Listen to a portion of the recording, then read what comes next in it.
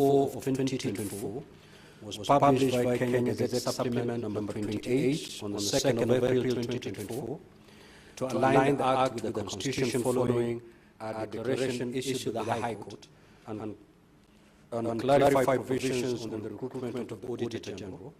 And whereas the National Assembly considered the said bill and passed it with amendments on Tuesday, the 11th of March 2025, in the form attached hereto. Now, therefore, in accordance with the provisions of Article 110(4) of the Constitution and Standing Orders 41 and 142 of the National Assembly Standing Orders, I hereby refer the bill to the Senate for consideration.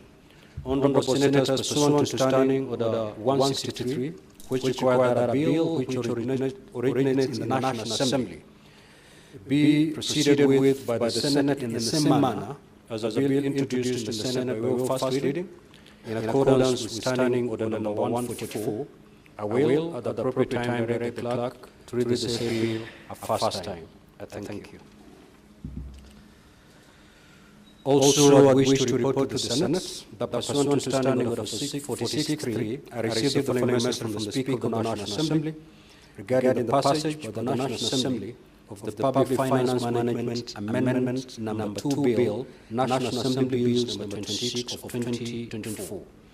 The message dated Wednesday, 19th of March 2025, was received in the office of the Clerk of the Senate and has dated the 20th of March passage by the National Assembly of the Public Finance Standing Order 6 Amendment number 2 Bill, National Assembly Bills pursuant to the provisions of Standing Order 41 and message dated National Assembly in March 2025. I hereby convey the following message of the National Clerk of the Senate. Whereas Public Finance Management, the Public Finance Standing Order 6 Bill, National Assembly Bills number 26 of 2024 was published via Kenya Gazette Supplement number 90 on the 16th of April 2024 to align the timelines for the passing and consideration of the Finance Bill by the County Assemblies and the National Assembly. And whereas the National Assembly considered the said bill and passed it with amendments on Friday the 14th of March 2025 in the form attached hereto, now therefore, in accordance with the provisions of Article 110(4) of the Constitution and Standing Orders 41 and 142 of the National Assembly Standing Orders, I hereby refer the bill to the Senate for consideration. Honourable Senators, pursuant to Standing Order 163, which requires that a bill which originates in the National Assembly be proceeded with by the Senate in the same manner as a bill introduced in the Senate by way of first reading, in accordance with Standing Order number 144, I will, at the appropriate time, direct the clerk to read the said bill a first time. Also, Honourable Senators, I wish to report to the Senate that pursuant to Standing Order 46.3, I received the following message from the Speaker of the National Assembly regarding the passage by the National Assembly of the Public Audit Amendment Bill, National Assembly Bills number 4 of 2024. The message, dated the Wednesday, 19th of March 2025, was received in the office of the Clerk of the Senate on Thursday, the 20th March 2025. Now, pursuant to Standing Order 46.4, I now report the message. Pursuant to the provisions of Standing Order 41.1 and 142 of the National Assembly Standing Orders, I hereby convey the following message from the National Assembly. Whereas the Public Audit Amendment Bill, National Assembly Bills number 4 of 2024, was published by Kenya Gazette Supplement number 28 on 2nd of April 2024, to align the Act with the Constitution following a declaration issued by the High Court and clarify provisions on the recruitment of Auditor General. And whereas the National Assembly considered the said bill and passed it with amendments on Tuesday, 11th of March 2025 in the form attached hereto, now therefore, in accordance, Clerk, can you help me? Have I read this message? Am I reading it for the second time?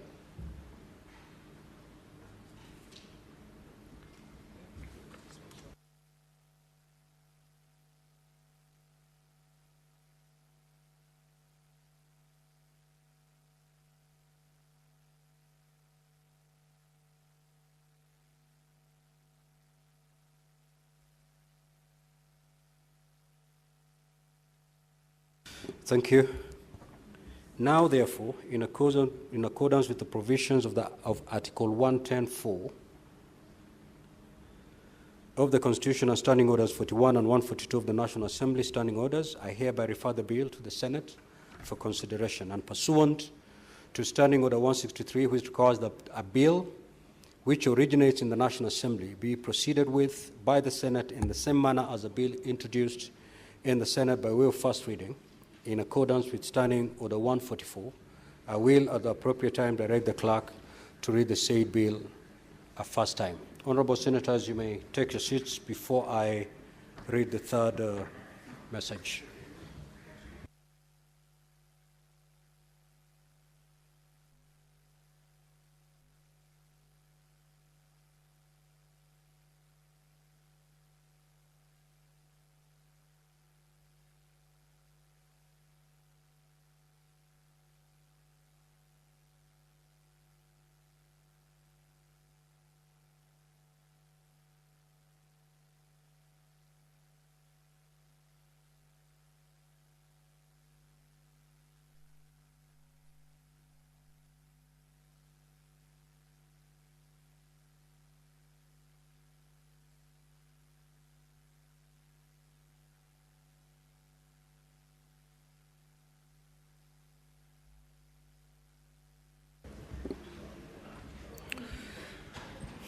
Honorable Senators, I have another message to pass.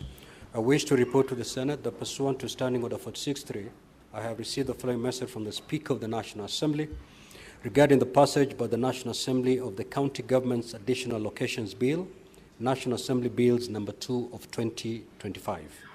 The message, dated Wednesday, the 19th of March 2025, was received in the office of the Clerk of the Senate on Thursday, 20th of March 2025.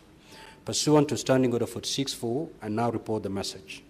Pursuant to the provisions of Standing Order 41.1 and 142 of the National Assembly Standing Orders, I hereby convey the following message from the National Assembly. Whereas the County Government's Additional Locations Bill, National Assembly Bills number 2 of 2025, was published by Kenya Gazette Supplement number 12 on the 6th of February 2025 as a bill proposing to provide for additional locations to county governments for the year 2024-2025 financial year, the responsibilities of national governments and county governments pursuant to such allocations and for connected purposes. And whereas the National Assembly considered the said bill and passed it with amendments on Friday the 14th of March 2025 in the form attached hereto, now therefore in accordance with the provisions of Article 110(4) of the Constitution and Standing Orders 41 and 142 of the National Assembly Standing Orders, I hereby refer the bill to the Senate for consideration. Honorable Senators, pursuant to Standing Order 163, which requires that a bill which originates in the National Assembly be proceeded with by the Senate in the manner as the bill introduced in the Senate by way of first reading, in accordance with Standing Order number 144, I will, at the appropriate time, direct the clerk to read the said bill a first time. Thank you. Next order, clerk. Order number 4, petitions. Order number 5, papers. Senate Majority Leader. No. No papers. Next order. Order number 6, notices of motion. Order number 7, questions and statements.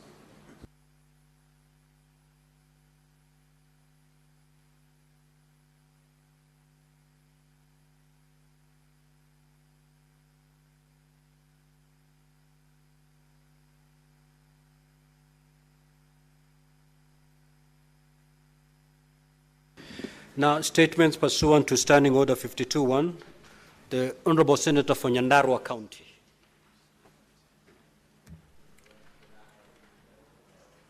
That statement is dropped.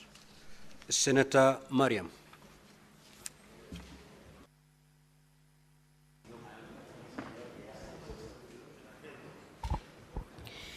Thank you, Mr. Speaker. Mr. Speaker, I rise to pursuant to Standing Order 52.1 to make a statement on the matter of national concern, namely adoption of 4 chiefs on the assistant chief and civilian in Mandera County.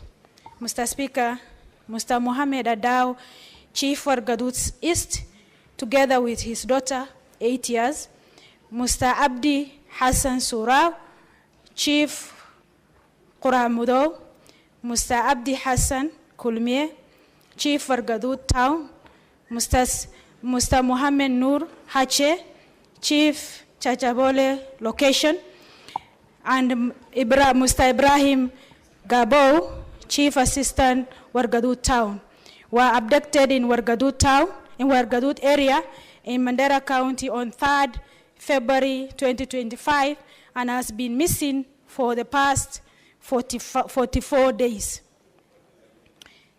Mr. Speaker, the chief and assistant chiefs were on duty, official duty, traveling to Elwak Town to join Deputy County Commissioner for the security meeting preparation for His Excellency President William Ruto's week-long development tour of Northern Eastern region. Mr. Speaker, such abduction has prolonged profound Honorable impact. Senators, there is a lot of movement in the chamber.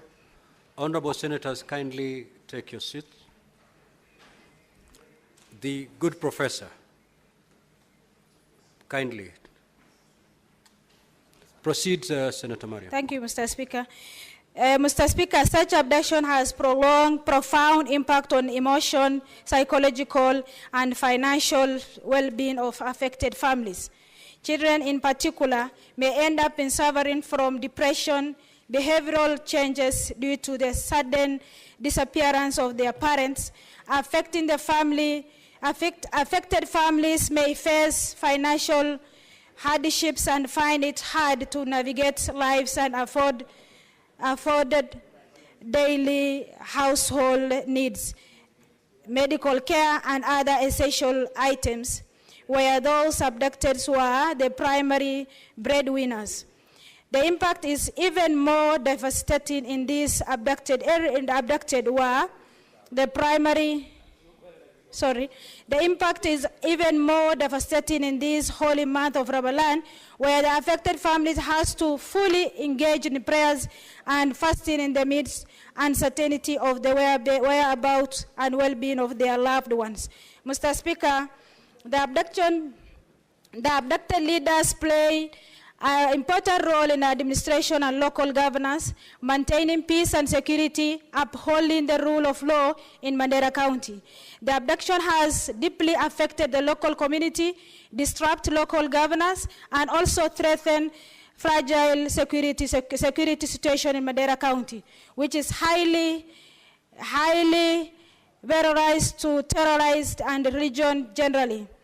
Mr. Speaker, the abduction is indication of the growing risk faced by the local leaders, especially in Mandera County. Mr. Speaker, sir, as we condemn these tragic incidents, I call thorough investigation to identify and bring to justice those responsible for abductions.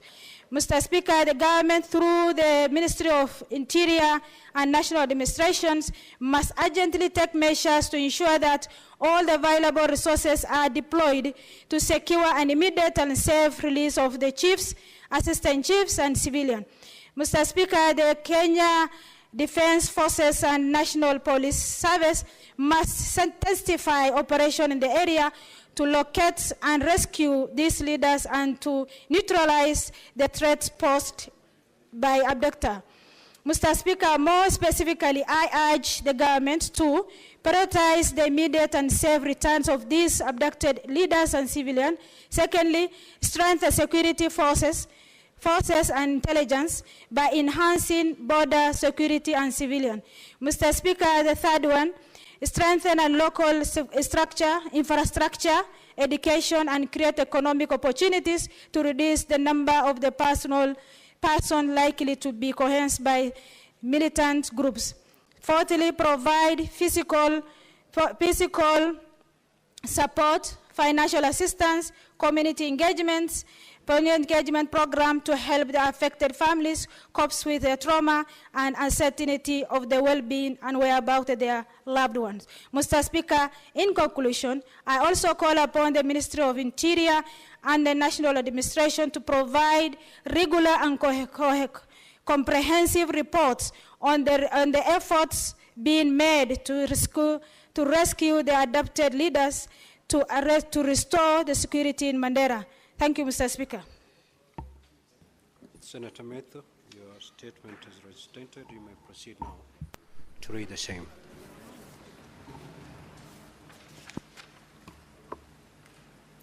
Thank you very much, Honorable Speaker.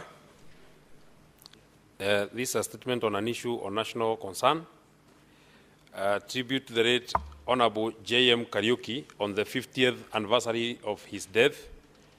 Mr. Speaker, sir, I rise pursuant to Standing Order 52.1 to make a statement on a matter of national concern, namely to pay tribute to the late Honorable Josiah Mwangi Kariuki, known as J.M. Kariuki, a fearless patriot, a visionary leader, and a champion of social justice. As we mark 50 years since his assassination on the 2nd of March 1975, his life, legacy, and the values he stood for remain deeply relevant to our nation today. Honorable Speaker, J.M. Kariuki's advocacy for the common mwananchi shook the very foundations of power. He was a man who spoke truth to authority, unafraid to expose the widening gap between the wealthy elite and the struggling masses. His famous words, "Kenya is a country of 10 millionaires and 10 million beggars," still ring true even 5 decades later. Today, despite Kenya's independence and economic progress, we find ourselves in a situation where a small elite controls the vast majority of wealth, while millions of citizens continue to struggle under the weight of poverty, unemployment, and inequality. Born in 1929 in Kabati, Nyandarua County, J.M. Kariuki came from humble beginnings. Despite financial hardships, he pursued education, attending King's College, Budo in Uganda, an opportunity that broadened his political awareness. Inspired by Jomo Kenyatta's speeches, he became an ardent critic of colonial rule. Mr. Speaker, sir, J.M. Kariuki played an active role in the Mau Mau movement, serving as a liaison officer, organizing logistics for freedom fighters. This commitment led to his arrest in 1953, and he spent 7 years in detention camps under the British rule. Upon his release in 1960, he remained steadfast in his advocacy for justice, land reform, and economic equality. After Kenya's independence in 1963, he served as President Jomo Kenyatta's private secretary before becoming a member of parliament for Nyandarua North constituency. His legacy was defined by his outspoken critique of corruption, economic exploitation, and social injustice.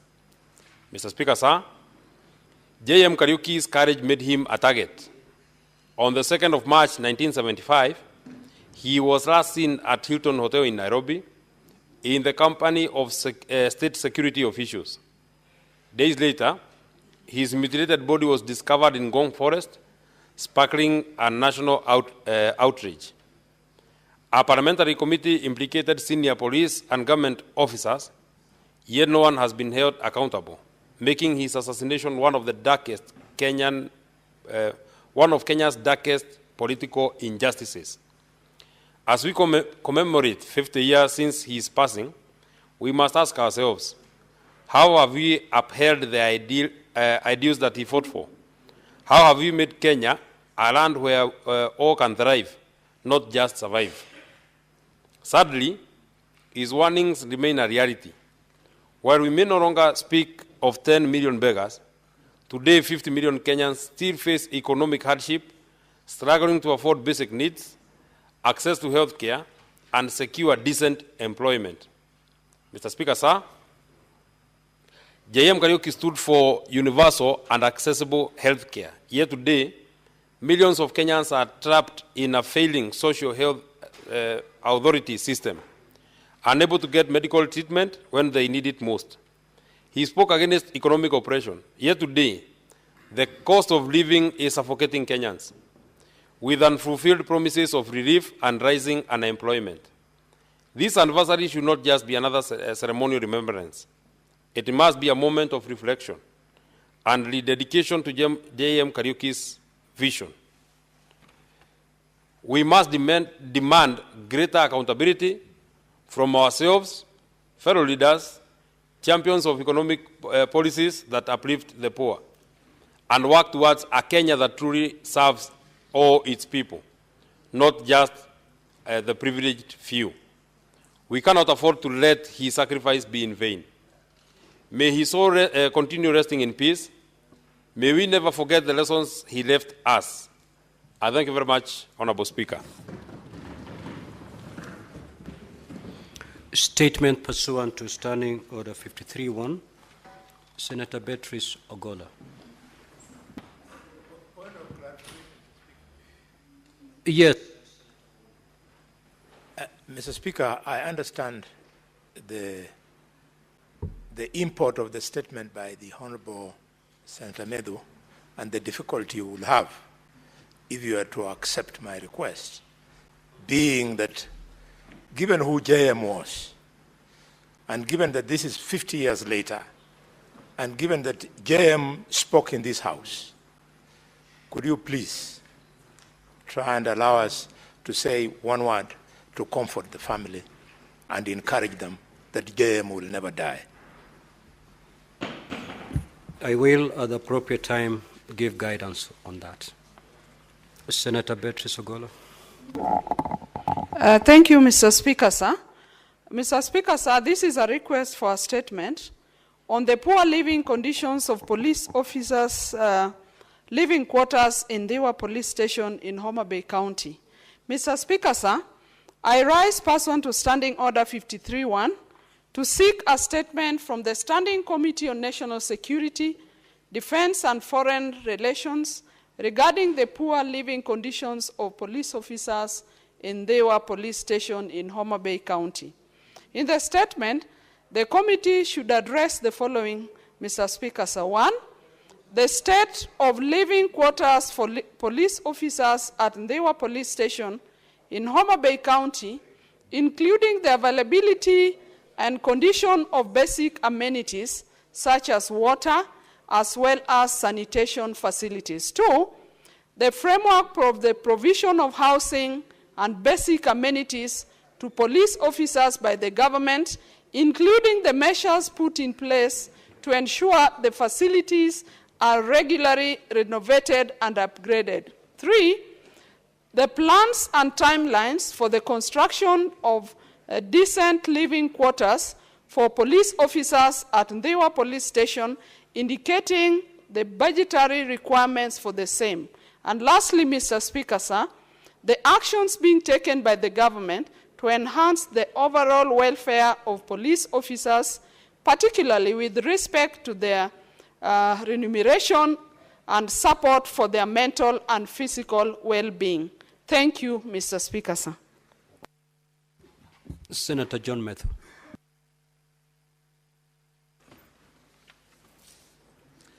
Honorable Speaker, I want to seek your indulgence that because I have 4 statements, I read them at a go, if you allow me.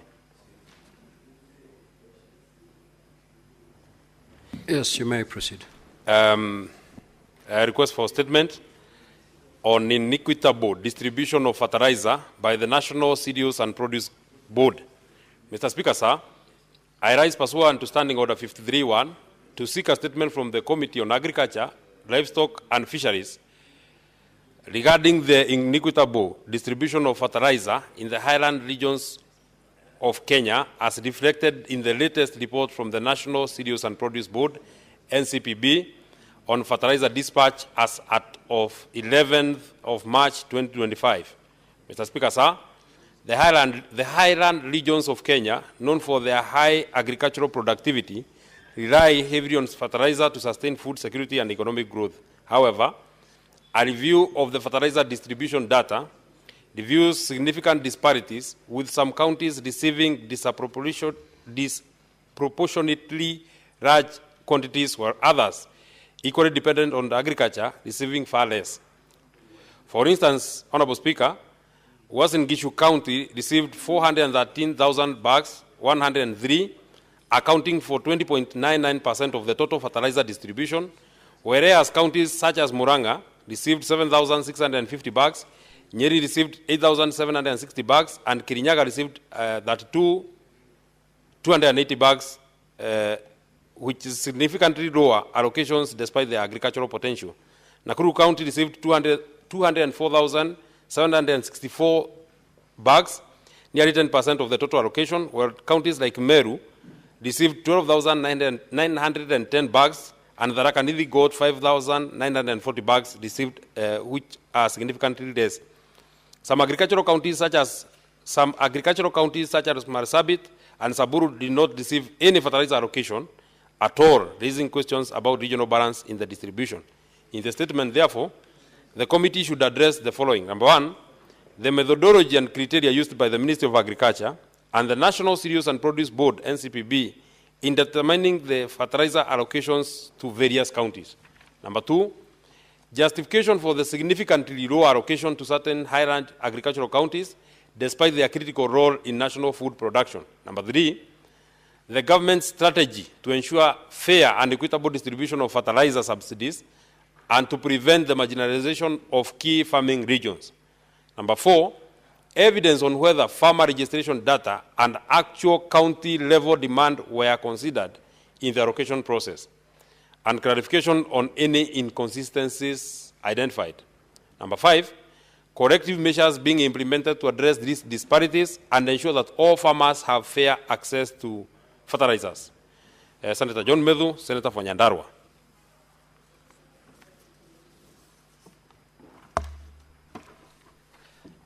Honorable Speaker,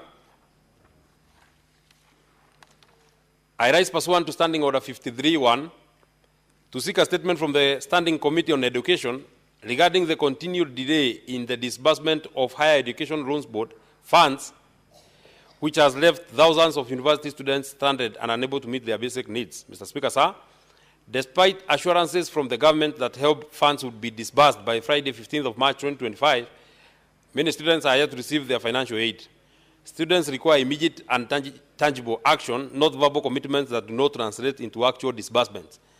The failure to release funds in a timely manner has exposed thousands of young Kenyans to evictions, hunger, mental distress, and inability to attend classes due to unpaid fees. In the statement, the committee should address the following. Number one, the concrete measures being taken by the government to ensure the immediate disbursement of help funds, including a clear and accountable timeline for payment. Number two, the total number of students affected by the delay, with a county-based breakdown to assess the scale of the crisis, specifying the interventions in place to prevent future delays and guarantee timely and predictable disbursement to all students going forward. Number three, the financial position of help, including the amount allocated for the current academic year, to the total disbursed so far and the outstanding balances. Number four, the government's plan to enhance help allocation and to align with the rising cost of living, ensuring students receive adequate financial support. Number five, there are accountability mechanisms in place to prevent the recurrence of such delays, including clarity on whether the National Treasury has released the required funds to help. Senator John Medhu, MP, Senator for Nyandarua County. Honorable Speaker, I rise pursuant to Standing Order 53-1 to seek a statement from the Standing Committee on Trade, Industrialization and Tourism regarding the capability of the management of the Kenya Union of Savings and Credit Cooperative Society, KUSCO, following financial losses suffered by savings and credit cooperative societies, SACCOs in Kenya. Mr. Speaker, sir, this matter is of national concern and urgent action has shaken the confidence of many Kenyans in the SACCO sector, which for a long time has been a safe haven for members' hard-earned savings. Therefore, this management must be queried and those responsible must face the full force of the law. In the statement, the committee should address the following. Number one, the extent of financial loss incurred by SACCOs across the county, and particularly Tower SACCO and Moki SACCO, SACCOs in Nyandarua County due to investment linked to Cusco. Number two, the culpability of Cusco directors and senior management in the mismanagement of SACCO funds, including whether they acted negligently or fraudulently in handling investments. Number three, the specific steps being undertaken to hold Cusco directors accountable, including criminal investigation, potential asset seizures, and legal actions to recover lost funds. Senator John Muhia Medhu, MP, Senator for Nyandarua. Finally, Mr. Speaker, sir. Order, honorable senators. May the Senator for Nyandarua be heard in silence. Thank you for protection, honorable Speaker. I see my colleagues are quite excited that I'm now very, very busy. I'm no longer a chairman, so I have a lot of time. Mr. Speaker, sir, I rise pursuant to Standing Order 53-1 to seek a statement from the Standing Committee on Finance and Budget regarding the rapid increase in Kenya's public debt and its implications for the economic stability, financial sustainability, and service delivery. Mr. Speaker, sir, Kenya's total public and publicly guaranteed debt has surged to Kenya shillings 11.02 trillion as of January 2025, accounting for 65.7% of the gross domestic product, GDP. This level of indebtedness exceeds the 55% GDP threshold recommended under the Public Financial Management, PFM framework. The rapid accumulation of debt is compounded by ballooning debt servicing costs, persistent fiscal deficit, and reliance on external borrowing on external borrowing. Of particular concern is the bilateral debt. Bilateral debt stands at 1.09 trillion, which China holds 60.6% of this amount. The country now faces the risk of being trapped in a debt cycle that threatens national sovereignty, economic growth, and service delivery. In the statement, therefore, the committee should address the following. Number one, the measures being taken by government to ensure that Kenya's public debt remains within sustainable levels for safeguarding national development priorities. Number two, the strategies in place to balance borrowing and revenue collection, particularly in light of Kenyans' continued dependence on external financing for key infrastructure projects. Number three, the status of physical consolidation measures aimed at reducing wasteful government expenditure and enhancing domestic revenue mobilization. Four, the government's plan to manage debt servicing obligations, including the steps being taken to renegotiate payment terms with major creditors such as China and multilateral lenders. Number five, the impact of rising public debt on critical government services, including education, healthcare, and infrastructure, and whether there are plans to mitigate the economic burden of debt repayment on citizens. Number six, and finally, the accountability mechanisms in place to curb reckless borrowing and ensure that all borrowed funds are utilized transparently, efficiently, and in line with national development priorities. Senator John Muhia Medhu, MP, Senator for Nyandarua. Order, honorable senators. For the convenience of the House, allow me to rearrange today's order paper. We will come back to the remaining statements. However, we will now proceed straight to handle order number 11 all the way to order number 19. Thereafter, we resume normal flow of today's order paper. Clerk, you may proceed to .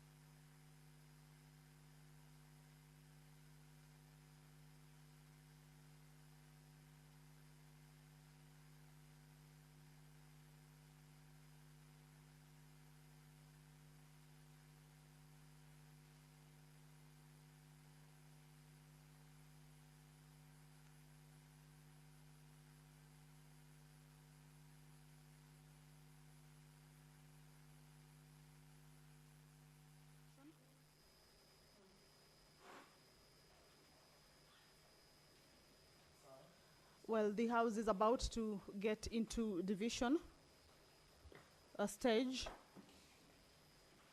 and this is with regards on the motion on consideration of the report of the Standing Committee on Finance and Budget on the 2025 Budget Policy Statement.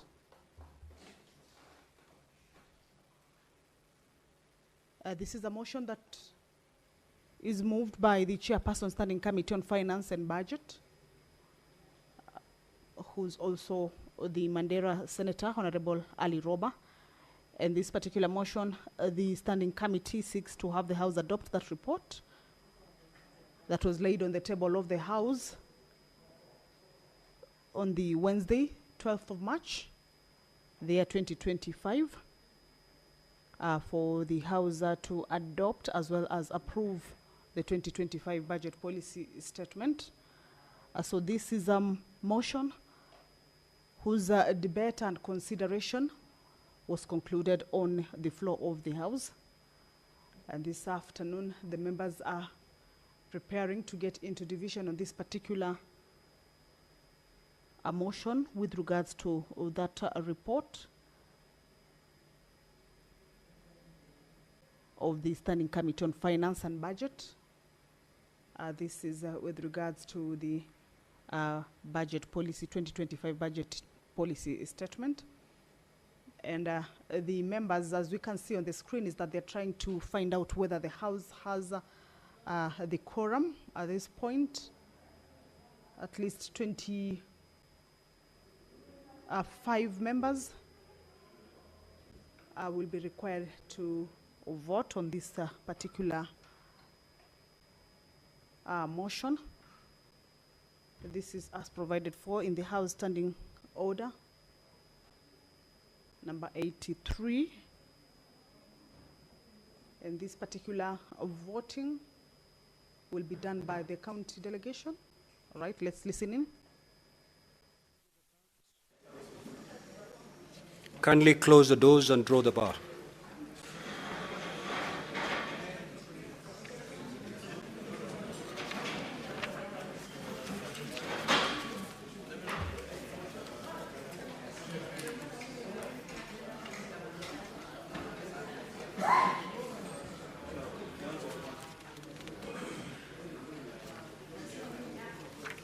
Now, honorable senators, please take your seats so that we proceed.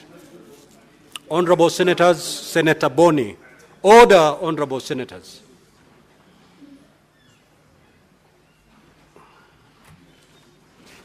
Now, we'll start with order number 12, which has already been called out. So I'll proceed to put the question on order number 12. Clerk, is the system up and running? All right.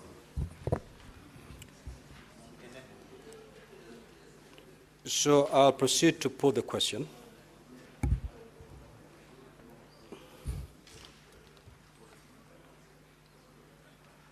That the Senate adopt the report of the Standing Committee on Finance and Budget on the 2025 budget policy statement laid on the table of the Senate on Wednesday, 12th of March 2025, and pursuant to sections 25(7) of the Public Finance Management Act and Standing Order 1867 of the Senate, approves the 2025 budget policy statement.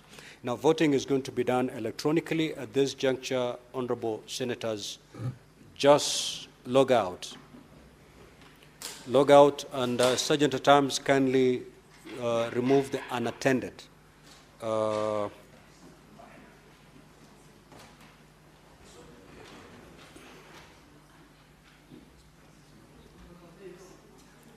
All the unattended cards, just pull out.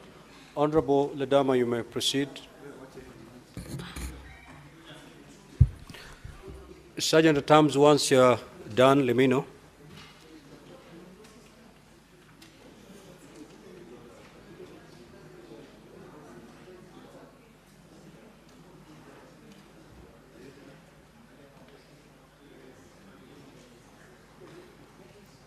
Sergeant at Arms, you're good? Okay, you may log back. Honorable senators, kindly log in back. You log in and then proceed to vote. Either yes, no, or you may abstain. Voting is underway, honorable senators.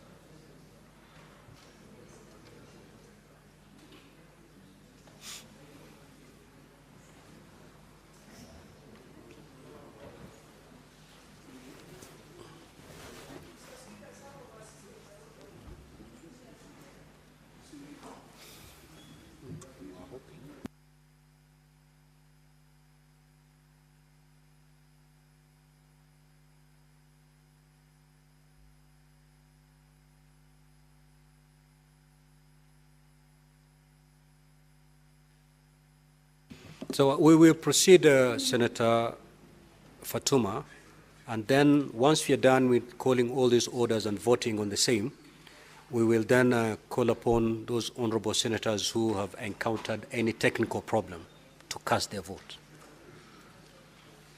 So, clerk, you tell me when we are ready to move to the next. Are we ready?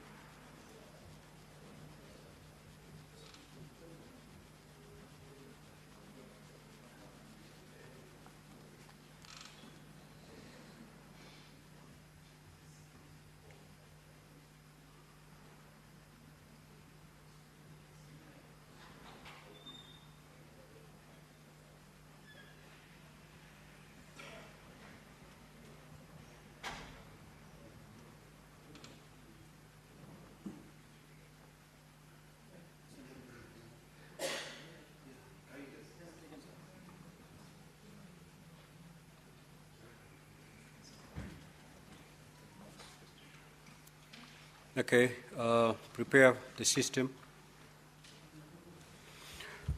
We are now moving to order number 13, and I proceed. It's already been called, so I will proceed to pose the question.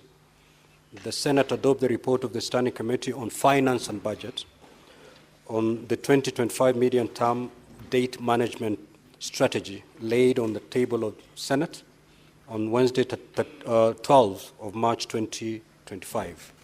Honorable Senators, you may proceed to vote. Either yes, no, or you may elect to abstain. Voting is underway.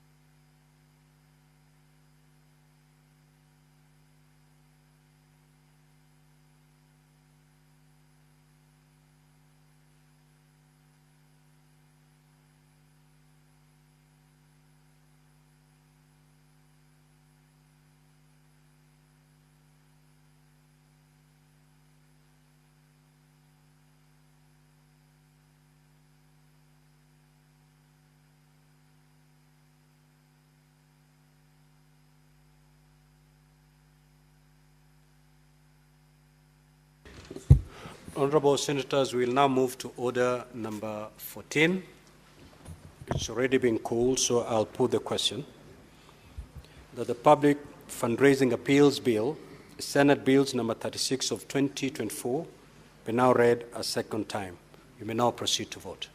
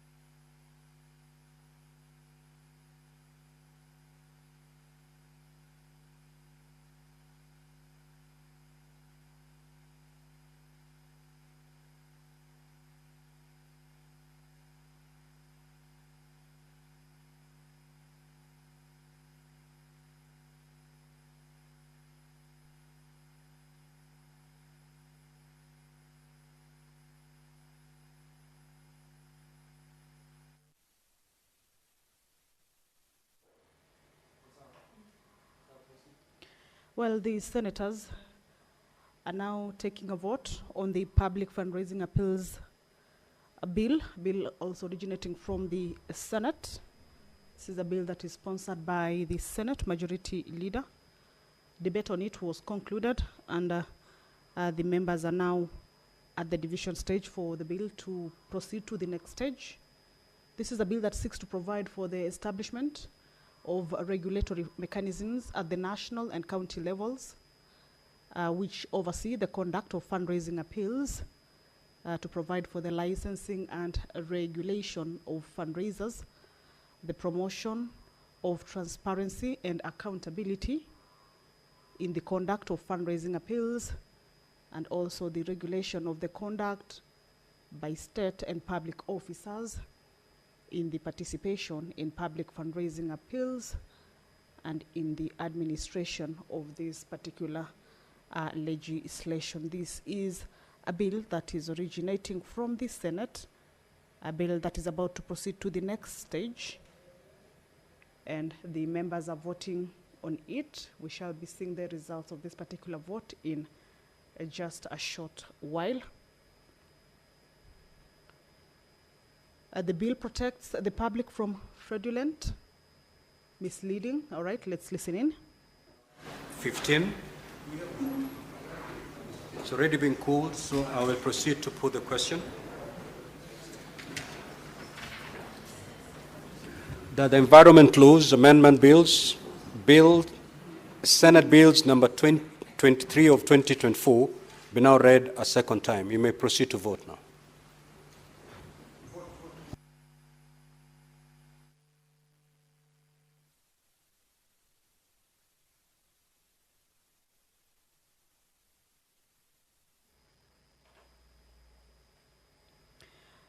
The senators are now taking a vote on the Environment Laws Amendment Bill. This is a bill also originating from The Senate and sponsored by Senator Abdul Haji.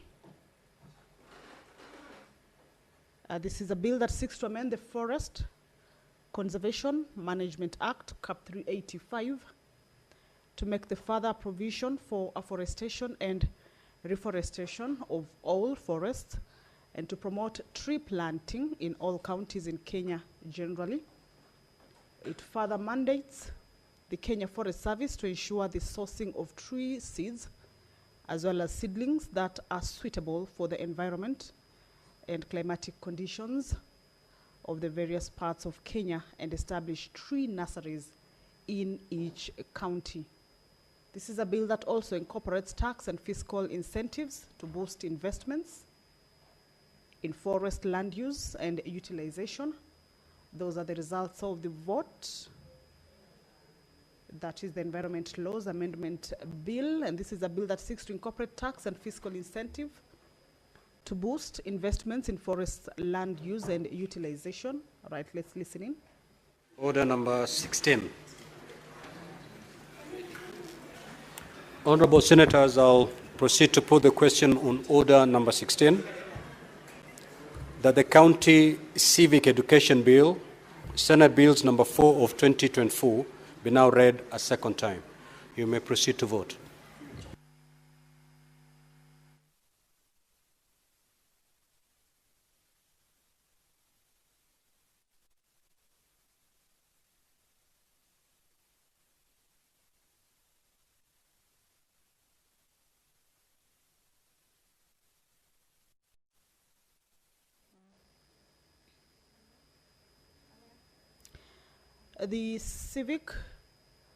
The County Civic Education Bill, this is a bill that is sponsored by the nominated Senator Esther Kinyuri.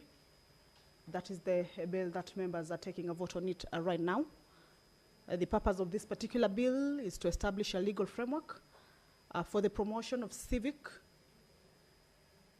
education in Kenya as an essential tool for building responsible citizenship, civic engagement, and democratic values among the citizens of Kenya, or the citizens of the Republic of Kenya. This is a bill that seeks to address the gaps, bearing in mind or acknowledging that civic education plays a critical role in shaping the attitudes, behaviors, and values. All right, let's listen in.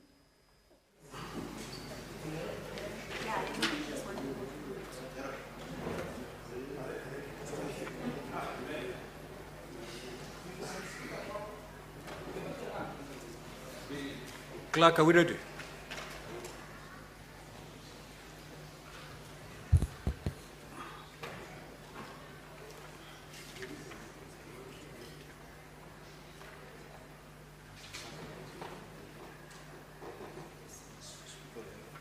That's order number 17, is it?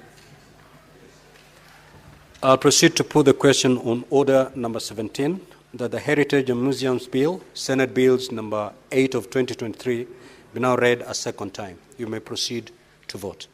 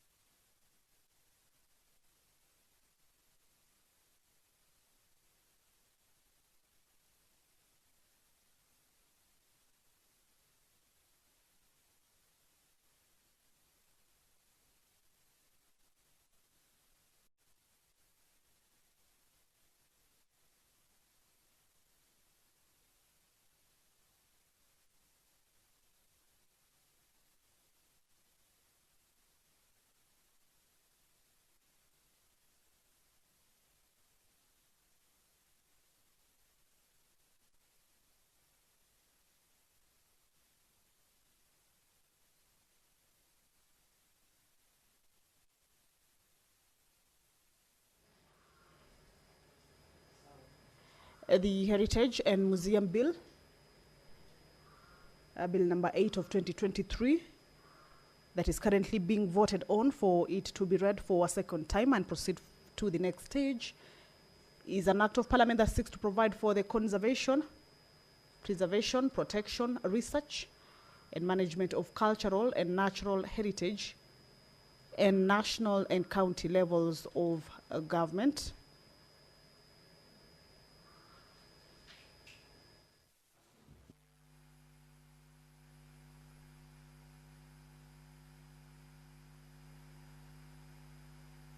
Honorable Senators, we now move to order number 18.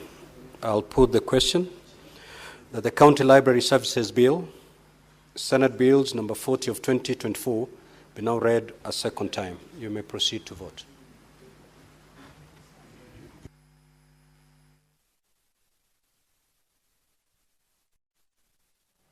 The County Library Services Bill, a bill also originating from the Senate, Bill number 40 of 2024, that is currently being voted on, is a bill that seeks to promote the establishment and use of libraries in counties so as to facilitate access to information, improve education standards, and reduce levels of illiteracy in the counties.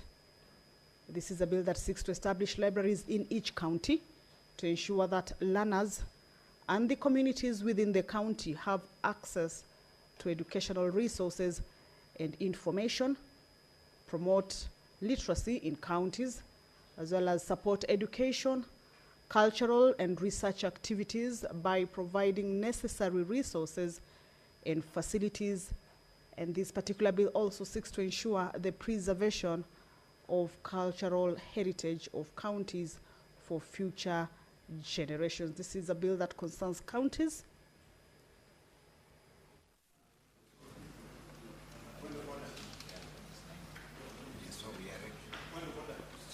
You cannot raise on a point of order. No? The standing orders are very clear on point of orders. What do you want to say, Senator Ledama? You seem to be struggling.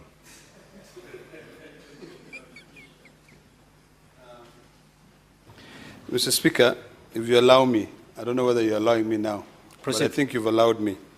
I raise understanding order 66 to request that the next order be deferred until another time.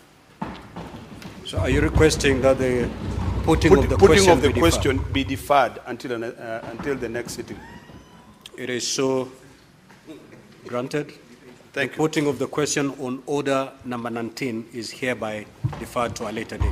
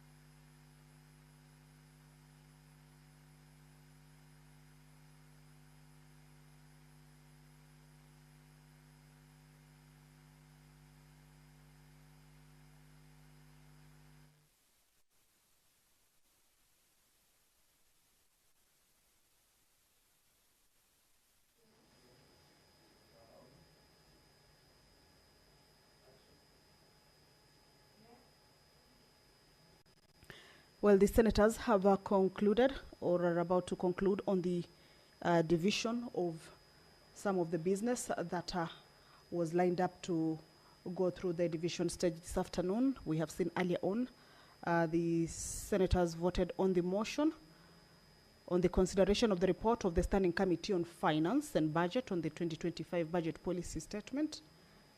The motion on the consideration of the report of the Standing Committee on Finance and Budget on the 2025 Medium-Term Debt Management Strategy also went through a division for the House to adopt as well as approve the proposals or the recommendations of the of that particular report from the Committee on Finance and Budget.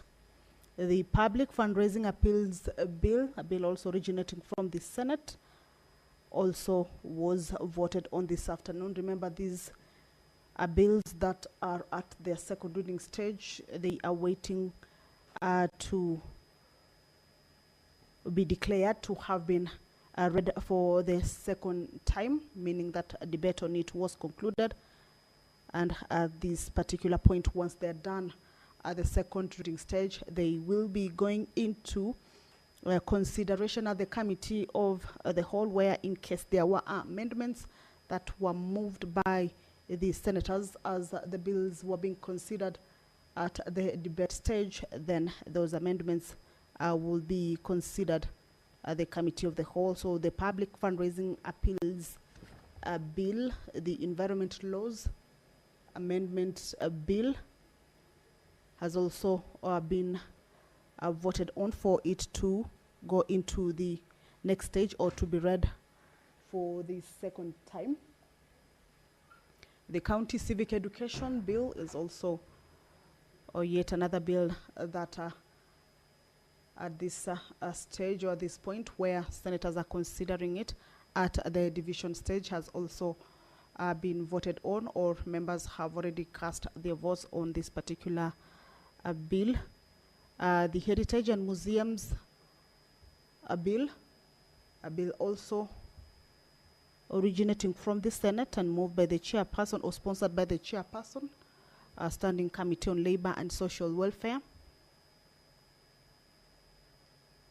was also considered at this particular stage, with members taking a vote on it. This is a bill that was part of the bills that this afternoon, as the members are at the division stage, has also been considered. We have also seen the County Library Services Bill, sponsored by Senator Joyce Korir, also being considered at the division stage. The last business that was to be considered at the division stage was the report on the Mediation Committee on the Conflict of Interest Bill. However, we have seen the Senator for Narok standing on a point of order to request the Speaker that the consideration of this particular bill at the division stage be deferred to a later date.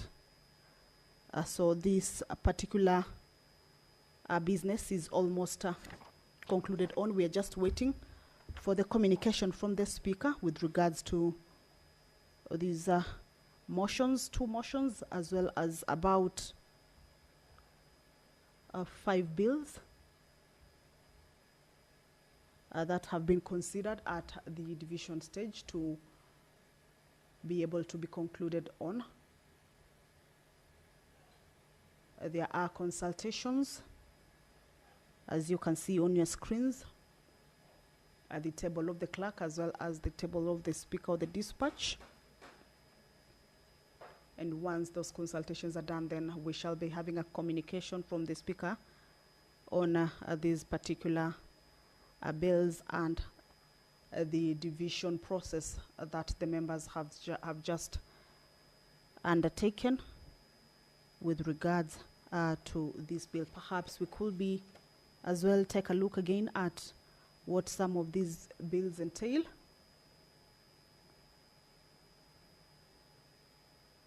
the County Library Services Bill.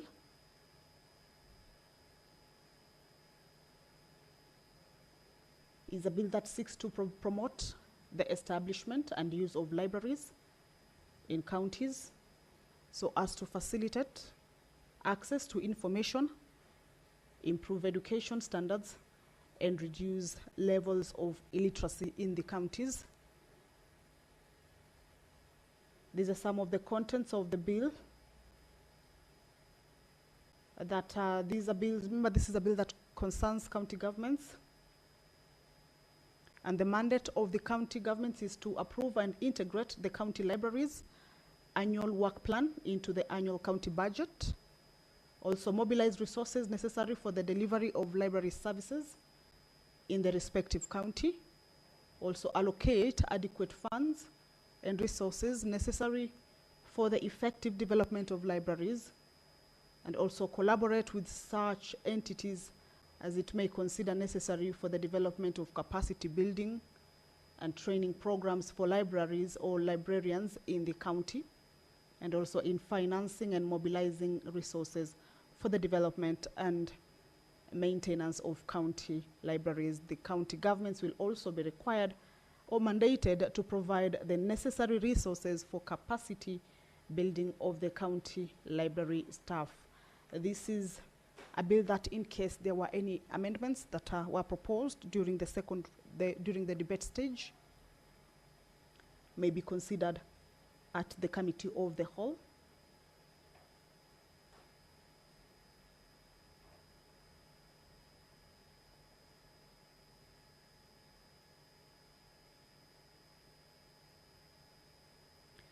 The County Civic Education Bill, one of the bills that has gone through division this afternoon, seeks to establish a legal framework for the promotion of civic education in Kenya as an essential tool for building responsible citizenship, civic engagement, and democratic values among the citizens. There are gaps that have been identified that this particular bill seeks to come and seal. Some of the gaps include that civic education plays a critical role in shaping the attitudes, behaviors, and values of individuals towards their community, country, and the world at large. It enables citizens to understand their rights and responsibilities, participate actively in the governance of their country, and contribute to the development of their communities. However, despite the importance of civic education, Kenya currently lacks a comprehensive legal framework that provides for its promotion and regulation. Civic education activities are often fragmented, ad hoc, and insufficiently funded, resulting in low levels of civic awareness and engagement among the citizens. So these are some of the gaps that, as the members of the Senate consider this bill or this particular piece of legislation, it's a bill that seeks to address these gaps by establishing a legal framework that defines the roles and responsibilities of various stakeholders involved in civic education, including the national and county governments and non-governmental organizations. Its enactment its enactment into law will contribute significantly to the promotion of responsible citizenship, civic engagement, and democratic values among the citizens of Kenya, which are critical for building a prosperous, peaceful, and democratic nation. The House has just concluded on voting for a number of businesses that have been lined up for consideration this afternoon. 2 motions regarding the budget policy statement and medium-term debt management strategy, and bills whose debate were concluded at the second reading stage. The bills will be moving to the next stage after this particular stage of division for any amendments that may have been moved to be considered, and later into third reading once the consideration of any amendments that may have been proposed are considered.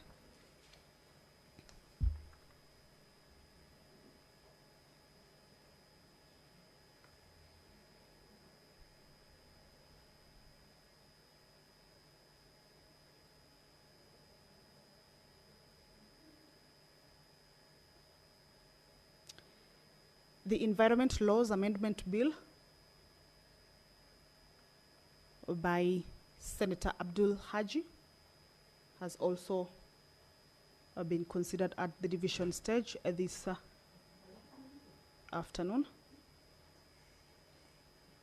This is a bill that seeks to amend the Forest Conservation Management Act, CAP 385, to make further provision for afforestation and reforestation of all forests and to promote tree planting in all counties in Kenya generally.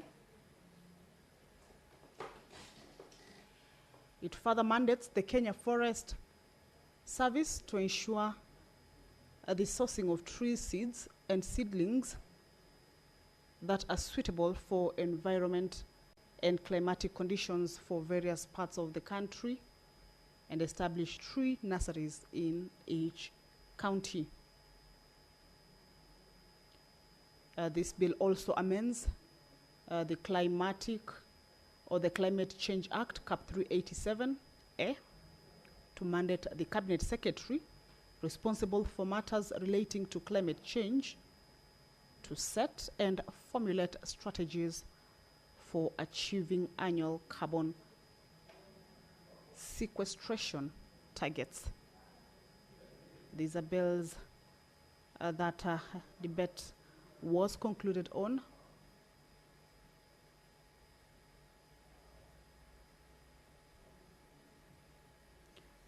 This bill incorporates tax and fiscal incentives to boost investments in forest land use and utilization,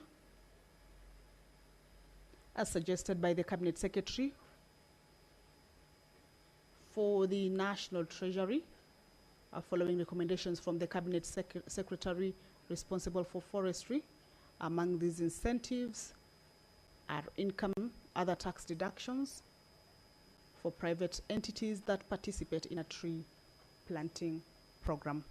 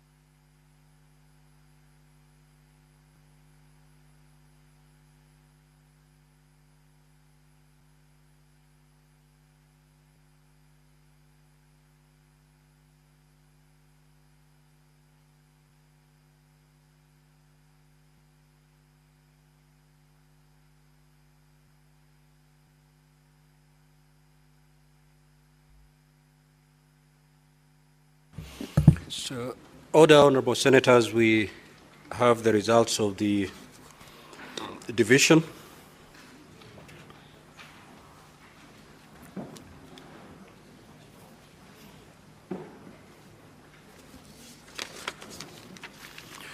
Now, on order number 12, the result of the division is as follows. The ayes are 28, the nays at 0, and abstention at 0. So the ayes have it.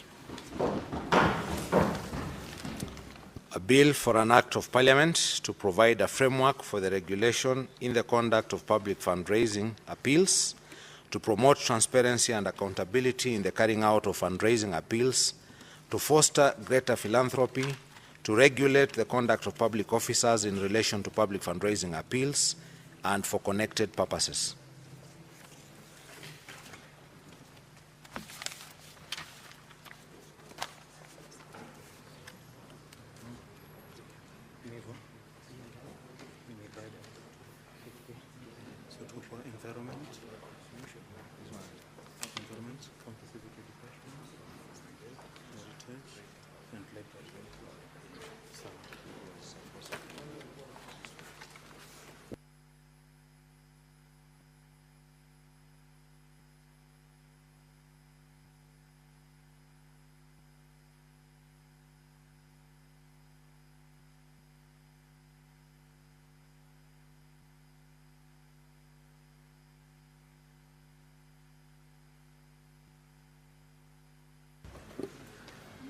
All right, just for clarity, I'm going to read the results once again on order number 12.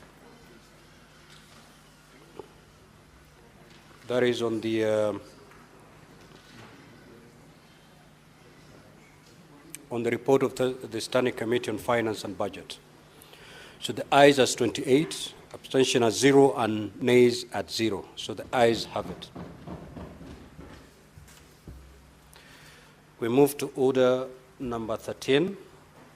Ayes 27, abstention 0, nays 1. So the ayes have it. That is the report on the Standing Committee on Finance and Budget on the medium-term debt management strategy. We move to order number 14. The ayes as the nays at 2, the ayes at 25, abstention at 0. So the ayes have it. That is the Public Fundraising Appeals Bill.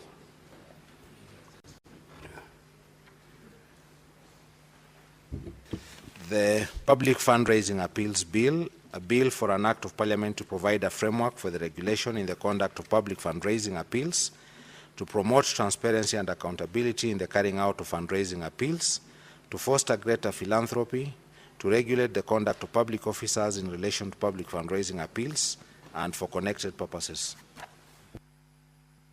The result of the division on the environmental laws, ayes at 27, abstention at 0, and the nays at 0. So the ayes have it.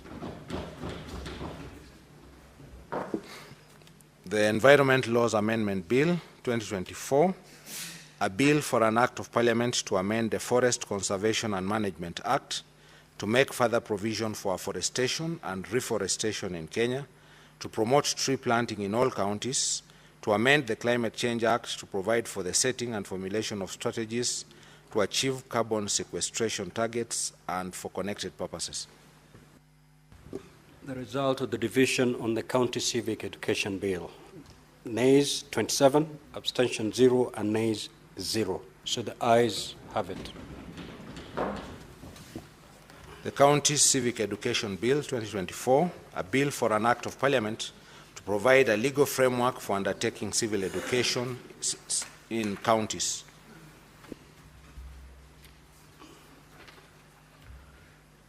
The result of the division on the Heritage and Museum Bill, nays 27, abstention 0, nays 0. So the ayes have it. The Heritage and Museums Bill 2023, a bill for an act of parliament to provide for the conservation, preservation, protection, research and management of cultural and natural heritage at national and county levels of government and for connected purposes. The result on the division on the County Library Services Bill, the nays at the yes at 27, abstention 0, and the nays at 0. So the ayes have it. The County Library Services Bill 2024, a bill for an act of parliament to provide for the establishment of county libraries in each county, the establishment of a county library development committee in each county, the functions and powers of each county library development committee, and for connected purposes. Sergeant at Arms, you may now withdraw the bar and open the doors. Now, honorable senators, we will resume the we resume the natural flow of today's order paper. That means we go back to statements pursuant to Standing Order 53-1. Senator Fak. Thank you, Honorable Speaker. Mr. Speaker, I rise pursuant to Standing Order 53-1 to seek a statement from the Standing Committee on Education regarding the operations of Bandari Maritime Academy in Mombasa County. Senator Ojenda. Mr. Speaker, sir, the Bandari Maritime Academy in Mombasa County is a regional center of excellence for maritime skills development in the blue economy. However, in the recent times, the institution has faced several challenges, including delayed salary payments for the lecturers, irregular fee payment structures, and the absence of a clear framework for placing students in industrial attachment. These challenges, if not resolved, impact the academy's operations and identity status as a learning institution. In the statement, the committee should address the following: the delay in the timely payment of lecturers' salary, which has led to demotivation and reduced the efficiency in carrying out their duties. Number two, the college's failure to provide maritime students with essential sea practical training. Number three, the need to standardize tuition fees in line with other institutions offering similar courses and ensure regularized payment of fees to alleviate the financial burden on students and the parents. And number four, the criteria the college should adopt to facilitate placement of students in relevant industries for their industrial attachment. Thank you, Mr. Speaker, sir. Senator Mohamed Faki Munyaji, Mombasa County. Senator Hamida Kibwana.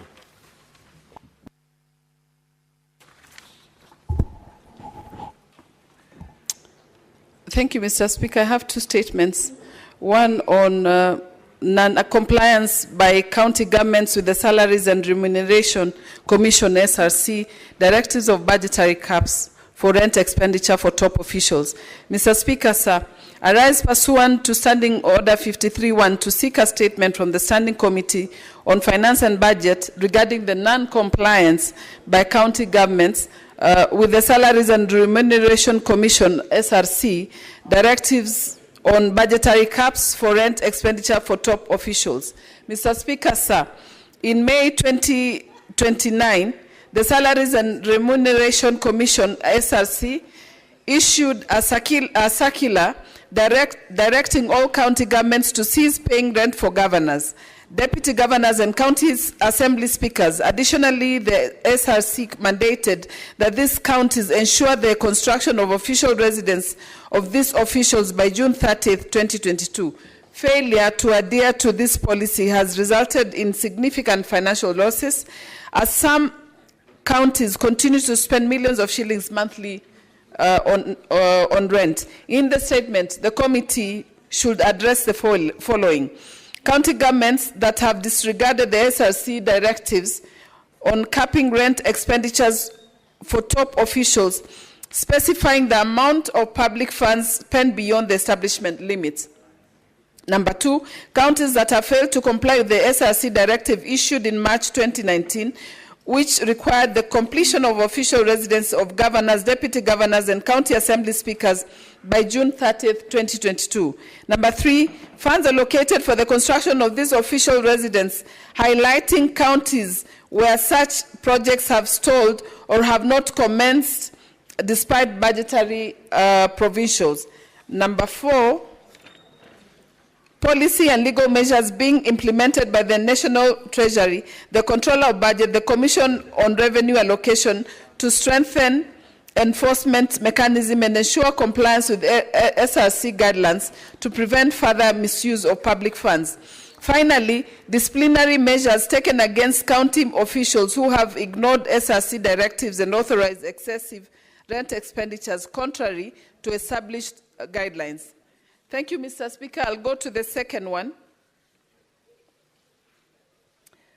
The second one is on the shutdown of the Kenya Health Information System, KHIS, and impact on health data management.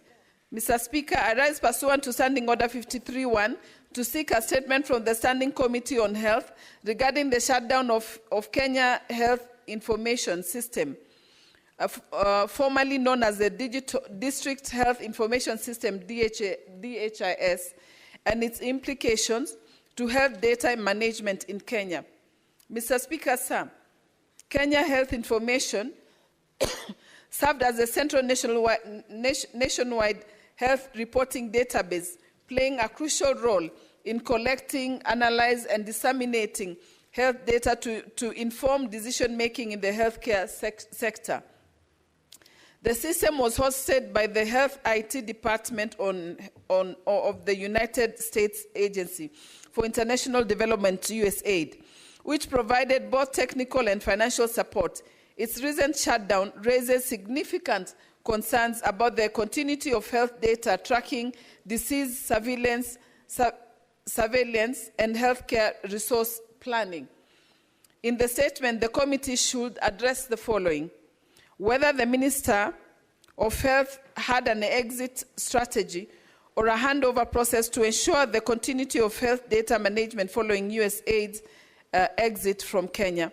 Number two, the government's plan to restore or replace KHIS, including measures to ensure the long-term sustainable and national ownership of health data management systems, along with the associated costs.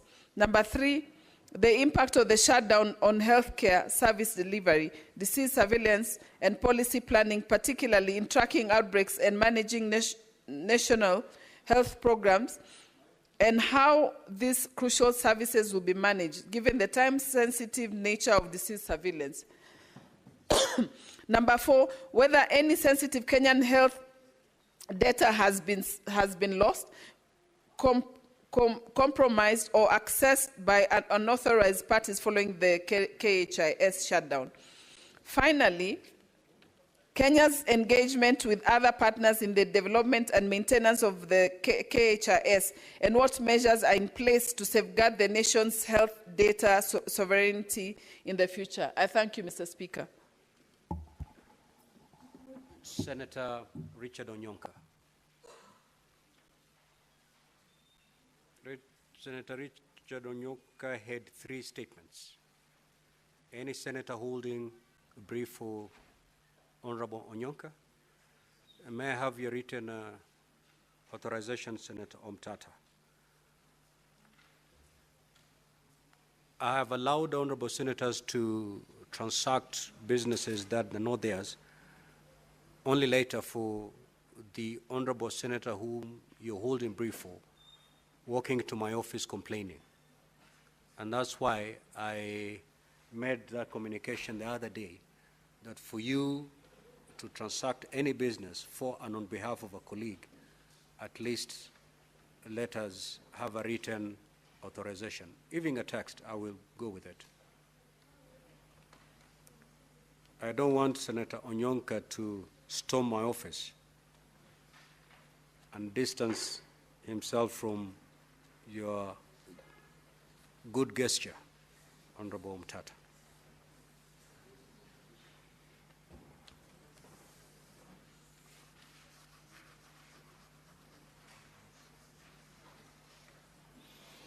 Okay, so then we will drop those 3 statements.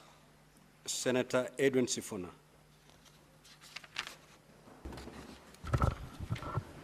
Thank you, Honorable Speaker.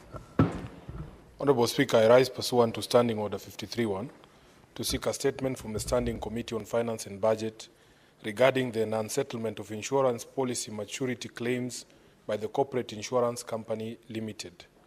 In the statement, the committee should address the following.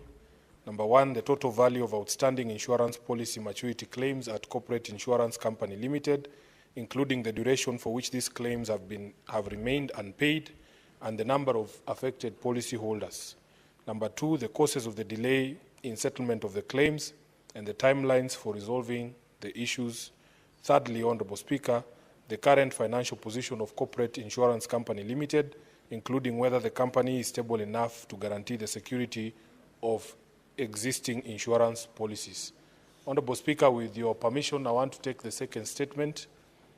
Mr. Speaker, sir, I rise pursuant to Standing Order 53.1 to seek a statement from the Standing Committee on Education regarding the delay and failure to remit capitation funds to public schools currently amounting to Kenya shillings 64 billion in arrears.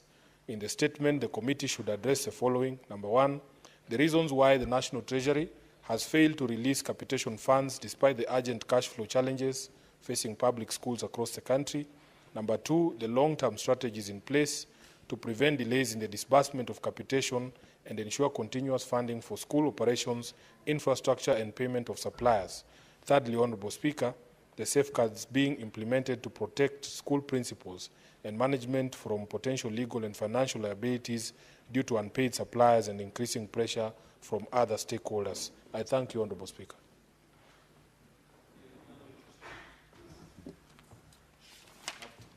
Speaker, I have taken both statements. Okay. Thank you. Now we move to Honourable Senator James Lomenan. Thank you, Mr. Speaker, sir. I rise pursuant to Standing Order 53.1 to seek a statement from the Standing Committee on National Security, Defense, and Foreign Relations regarding the status of retrieval of bodies of Kenya fishermen that were killed by suspected militiamen from Ethiopia in Todonyang area along the Kenya-Ethiopia border on 22nd February 2025. Mr. Speaker, sir, during a visit to the area on 24th February 2025, the Cabinet Secretary for Interior and National Administration made several commitments, including the formation of a specialized security and rescue team to retrieve the bodies of the victims and to provide medical assistance to survivors, and B, deployment of 2 modern boats to boost the search and rescue efforts. In the statement, the committee should address the following. 1, the status of fulfillment of the commitments by the Cabinet Secretary. 2, the progress made in the retrieval of the bodies of the victims of the attack by suspected militiamen from Ethiopia. Thank you, Mr. Speaker. Senator Mtata, you may now proceed to read the 3 statements by Senator Richard Onyonka. I have seen the text authorizing you to do so.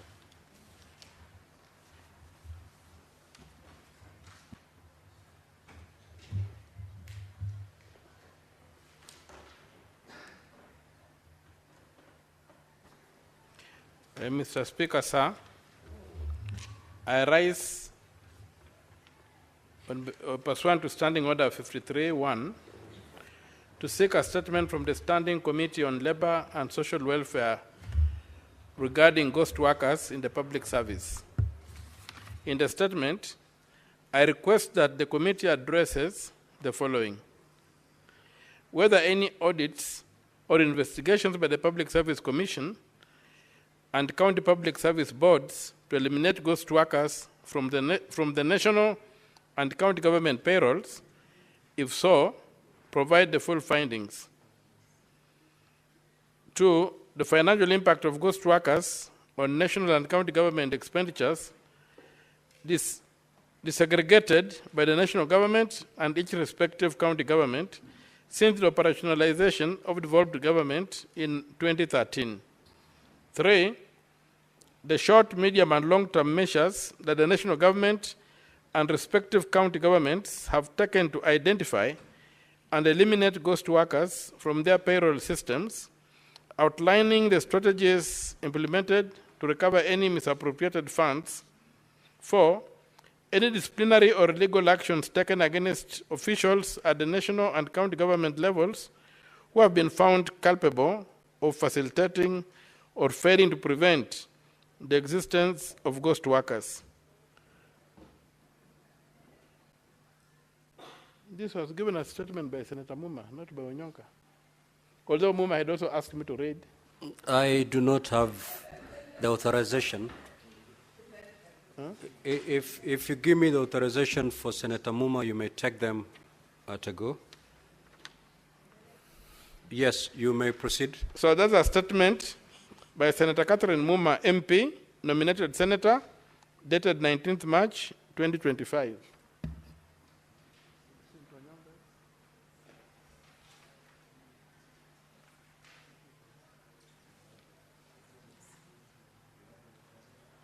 Senator Nyonka had 3 statements.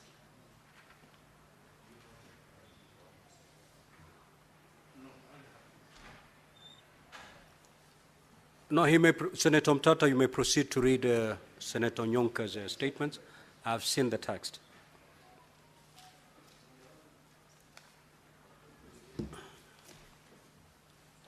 Mr. Speaker, sir,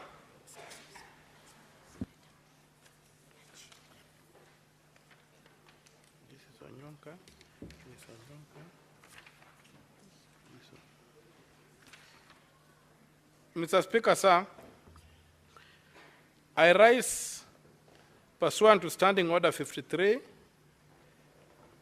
brackets 1, to seek a statement from the Standing Committee on Health regarding the availability, accessibility, and affordability of rehabilitation services across counties to address substance and alcohol abuse.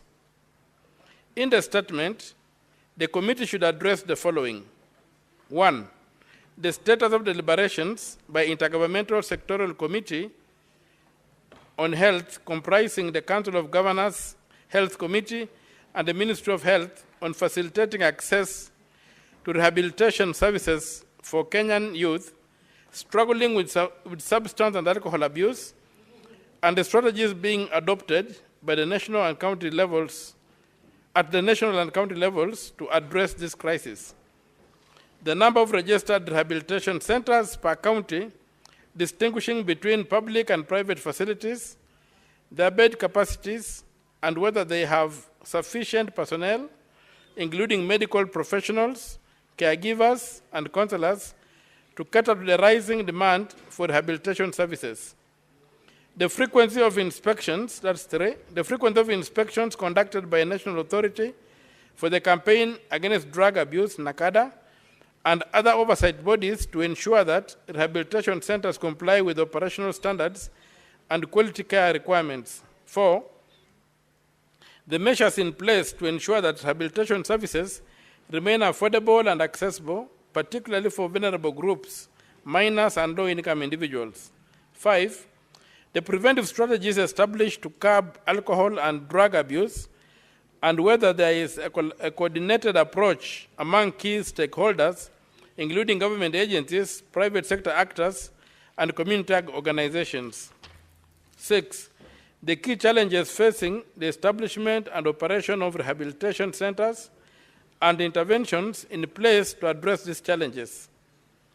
Statement by Senator Catherine Muyeka Muma, MP, nominated senator, dated 18th March 2025. Mr. Speaker, sir, I rise pursuant to Standing Order 53, brackets 1, to seek a statement from the Standing Committee on Education regarding the decision by the Ministry of Education to remove mathematics as a compulsory subject for senior school pupils under the competency-based curriculum, brackets CBC. This decision has sparked widespread debate and raised serious concerns about its potential impact on the education quality, career readiness, and national development. Mathematics is not just a subject, it's a fundamental skill essential for daily life, from finance and business to engineering, construction, and analytical problem solving. Removing it as a core subject risks producing a generation of ill-equipped to compete in a technology-driven global economy. Mr. Speaker, sir, this move threatens to reverse Kenya's progress in science, technology, engineering, and mathematics, brackets STEM, education, which is crucial for industrialization, innovation, and economic growth. Mathematics plays a pivotal role in fostering critical thinking, innovation, and informed decision-making. If implemented, this policy change could have far-reaching consequences for learners and the country's future workforce. In the statement, the committee should address the following. 1. The rationale behind the decision to remove mathematics as a compulsory subject and its projected impact on students' competencies and career prospects. How this decision aligns with Kenya's Vision 2030 and other national development goals that prioritize STEM, education, and industrialization. 3. Whether adequate consultations were conducted with the key stakeholders, including parents, teachers, education experts, and employers, before implementing this policy change. 4. Measures that will be put in place to ensure Kenyan learners remain globally competitive, particularly in STEM-related fields. Signed, Senator Richard Onyonka, MP, Senator for Kisii County, date 18th March 2025. Mr. Speaker, sir, I rise pursuant to Standing Order 53, brackets 1, to seek a statement from the Standing Committee on National Security, Defense, and Foreign Relations regarding the fate of Ms. Margaret Nduta Macharia, a Kenyan citizen who has been sentenced to death in Vietnam over a drug trafficking offense. In the statement, I request the committee to address the following. 1.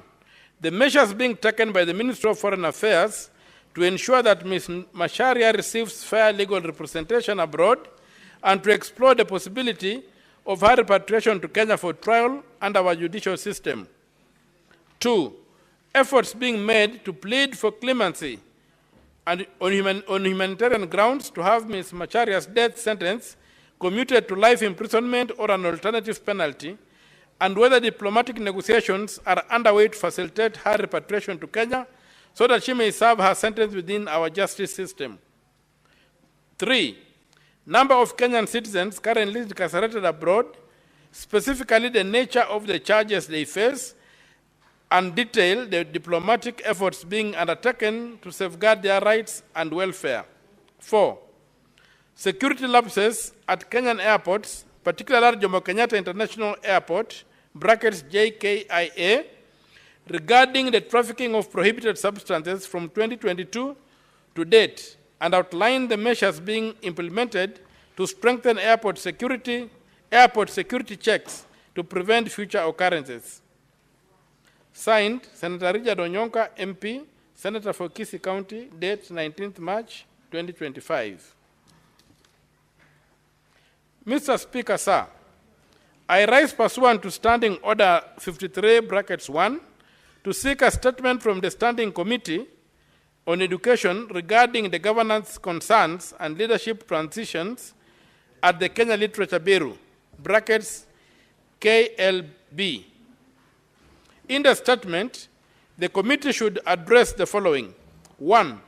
The procurement processes for the award by the Kenya Literature Bureau, brackets KLB, of all currently active contracts for publishing and supply of various books, including the merits of each award, as well as the nature and extent of involvement of the Ministry of Education in the processes. 2. The process followed by KLB to acquire printing and binding machines in the 2024-2025 financial year, including whether due diligence was undertaken and, where it was not, whether disciplinary actions have been undertaken against the responsible officials. 3. The renewal of contracts for officers holding managerial positions at KLB, including whether due process was followed. 4. Reasons why the renewal of contracts for the officers was not gazetted, and the corrective actions taken to address the issue. 5. Whether the human resource practices at KLB during appointments, promotion, and salary reviews adhere to principles of equity and fairness. Signed, Senator Richard Onyonka, EBS MP, Senator for Kisii County, date 19th March 2025. Thank you, Mr. Speaker, sir. Senator Tom Ojenda. However, before Professor you take to the floor, we have Senator Gloria Oroba at the bar. Now, Senator Gloria Oroba, when you last appeared and sat at the bar, you were unable to fulfill conditions for you to be readmitted to the chamber. Those conditions were pursuant to a resolution of this House. You're back today. You may proceed.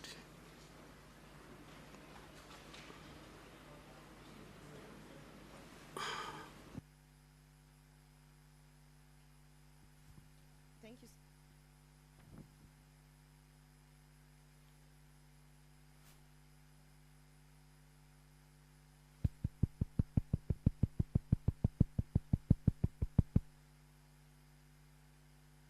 Thank you, Speaker.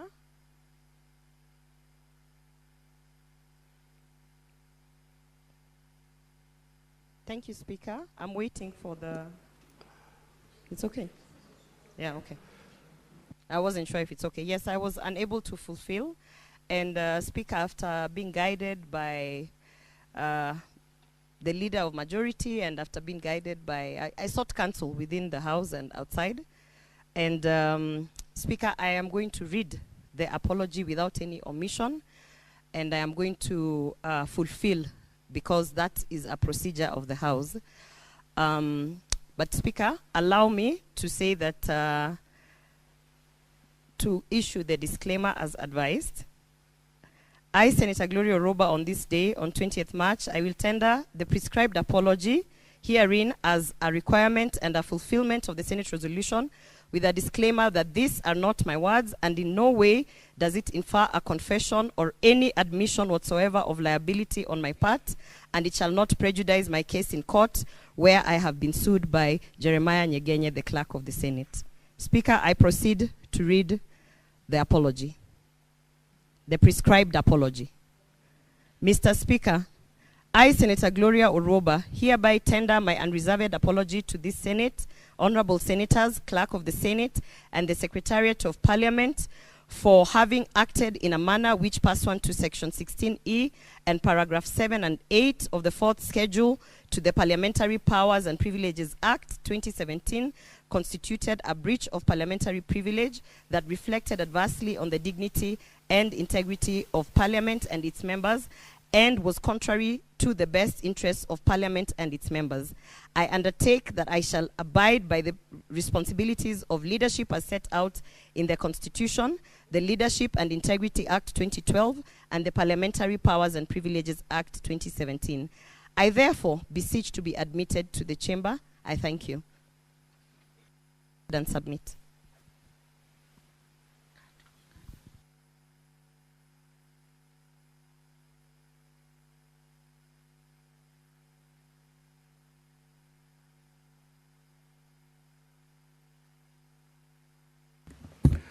Senator Gloria, you are hereby admitted back to the chamber. Senator Professor Ojenda, you may proceed to read your statement. Thank you, Mr. Speaker. I have a number of statements. I will quickly start with the first one. The first statement, Mr. Speaker, is on the state of media freedom and working conditions for journalists in Kisumu County. I rise pursuant to order Standing Order 53-1 to seek a statement from the Standing Committee on Information, Communication and Technology regarding the state of media freedom and the working condition of journalists in Kisumu County, following the resignation of nearly half of the staffers at Color TV, a leading vernacular TV station based in Kisumu County, due to delayed salaries and poor working conditions. In the statement, the committee should, 1, provide details on the challenges faced by journalists in Kisumu County, including delayed salaries, poor working conditions, job insecurity, and any instances of intimidation or violations of press freedom. 2, clarify whether the Media Council of Kenya, MCK, and other relevant regulatory bodies have taken any steps to address the grievances of journalists at Color TV and other media houses facing similar difficulties. 3, indicate whether any investigations or interventions by labor rights organizations and media regulatory bodies are currently underway regarding the working conditions of journalists in Kisumu County. 4, explain the measures in place to ensure the sustainable funding and operations and stability of local media houses, especially in light of economic challenges affecting the industry. And lastly, provide details of any planned policy interventions or legislative measures aimed at safeguarding rights and welfare of journalists in Kenya, particularly in Kisumu County. Mr. Speaker, my second statement is on the discontinuation of the Higher Education Loans Board Student Loan Facility, or HELB, to students of Kenya School of Law. Mr. Speaker, I rise pursuant to Standing Order 53-1 to seek a statement from the Standing Committee on Education regarding the discontinuation of HELB loan facility to students of Kenya School of Law, KSL. In the statement, the committee should, 1, provide reasons for the discontinuation of HELB loan facility to students of KSL, stating whether any consultations were undertaken with key stakeholders that informed the decision. 2, set out the steps taken to reinstate the student loan facility to ensure continued support to many qualified by financially disadvantaged students currently undertaking or seeking admission to the Advocates Training Program, ATP, at KSL. 3, provide the possibility of introducing the alternative funding mechanisms, including the establishment of a dedicated government-managed student loan facility to cater for postgraduate students and others doing professional courses at ATP. Lastly, address other initiatives by the Ministry of Education, the Council of Legal Education, CLE, KSL, and HELB to address financial barriers to legal education, which include the requirement to pay 70% of tuition fees upfront, and whether KSL could consider adopting a staggered payment fee plan. Mr. Speaker, my third statement is on the financial sustainability, relevance, and the future of Postal Corporation of Kenya, POSTA. Mr. Speaker, I rise pursuant to Standing Order 53 to seek a statement from the Standing Committee on Information, Communication, and Technology regarding the financial sustainability, relevance, and future of Postal Corporation of Kenya in the digital era. Mr. Speaker, Posta was once a vital communication and logistics hub in Kenya. However, in today's fast-paced digital economy, where emails, SMSs, and private courier services have replaced traditional mail, serious concerns arise. For Senator Agenda, what's your issue, Senator, for Kakamega? Keeping with my calling as the whip, I wish to appeal to you to allow me to briefly move up a small procedural motion regarding, Mr. Speaker, the issue of the chair. Honorable Speaker, I beg to move the following motion: that pursuant to Standing Order number 107, 1C of the Constitution, and Standing Order number 18, the Senate elects Senator Lelegwe Lutumbesi, MP, to preside over the sitting of the Senate for the remainder of the day. Today, Thursday, 20th March 2025, in the absence of the Speaker, the Deputy Speaker, and members of the Speaker's panel. I thank you, Mr. Speaker. And I request Senator Joyce Korir to second me.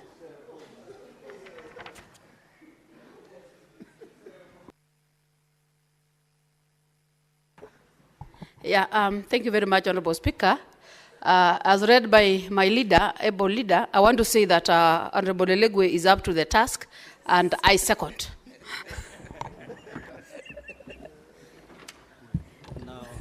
Honorable Senators, as you're aware, the chair is human. And it is on record that the Deputy Speaker and Senator Veronica have just been called on a very important state meeting. Now, Senator Muma is in New York. Senator Haji just left today for Umrah.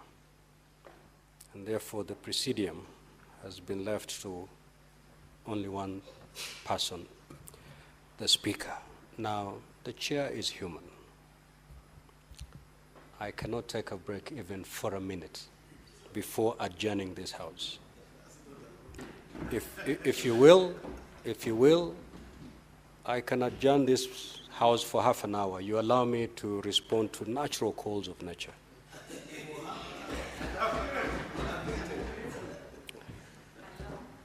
Or we don't interrupt flow of today's business by allowing Senator Lelegwe, MP, who has been on this chair previously, who is extremely familiar with the dealings of the chair, to take over here till the very end. This being a procedural motion, it need not be put to debate. So therefore, I'll proceed to put the question. That pursuant to Article 107, 1C of the Constitution, and Standing Order 18, the Senate elects Senator Lelegwe, the Tumbesi MP, to preside over the sitting of the Senate for the remainder of the day, today, Thursday, the 20th of March, 2025, in the absence of the Speaker and the Deputy Speaker and the members of the Speaker's panel. Will as many as of that opinion say aye? Aye.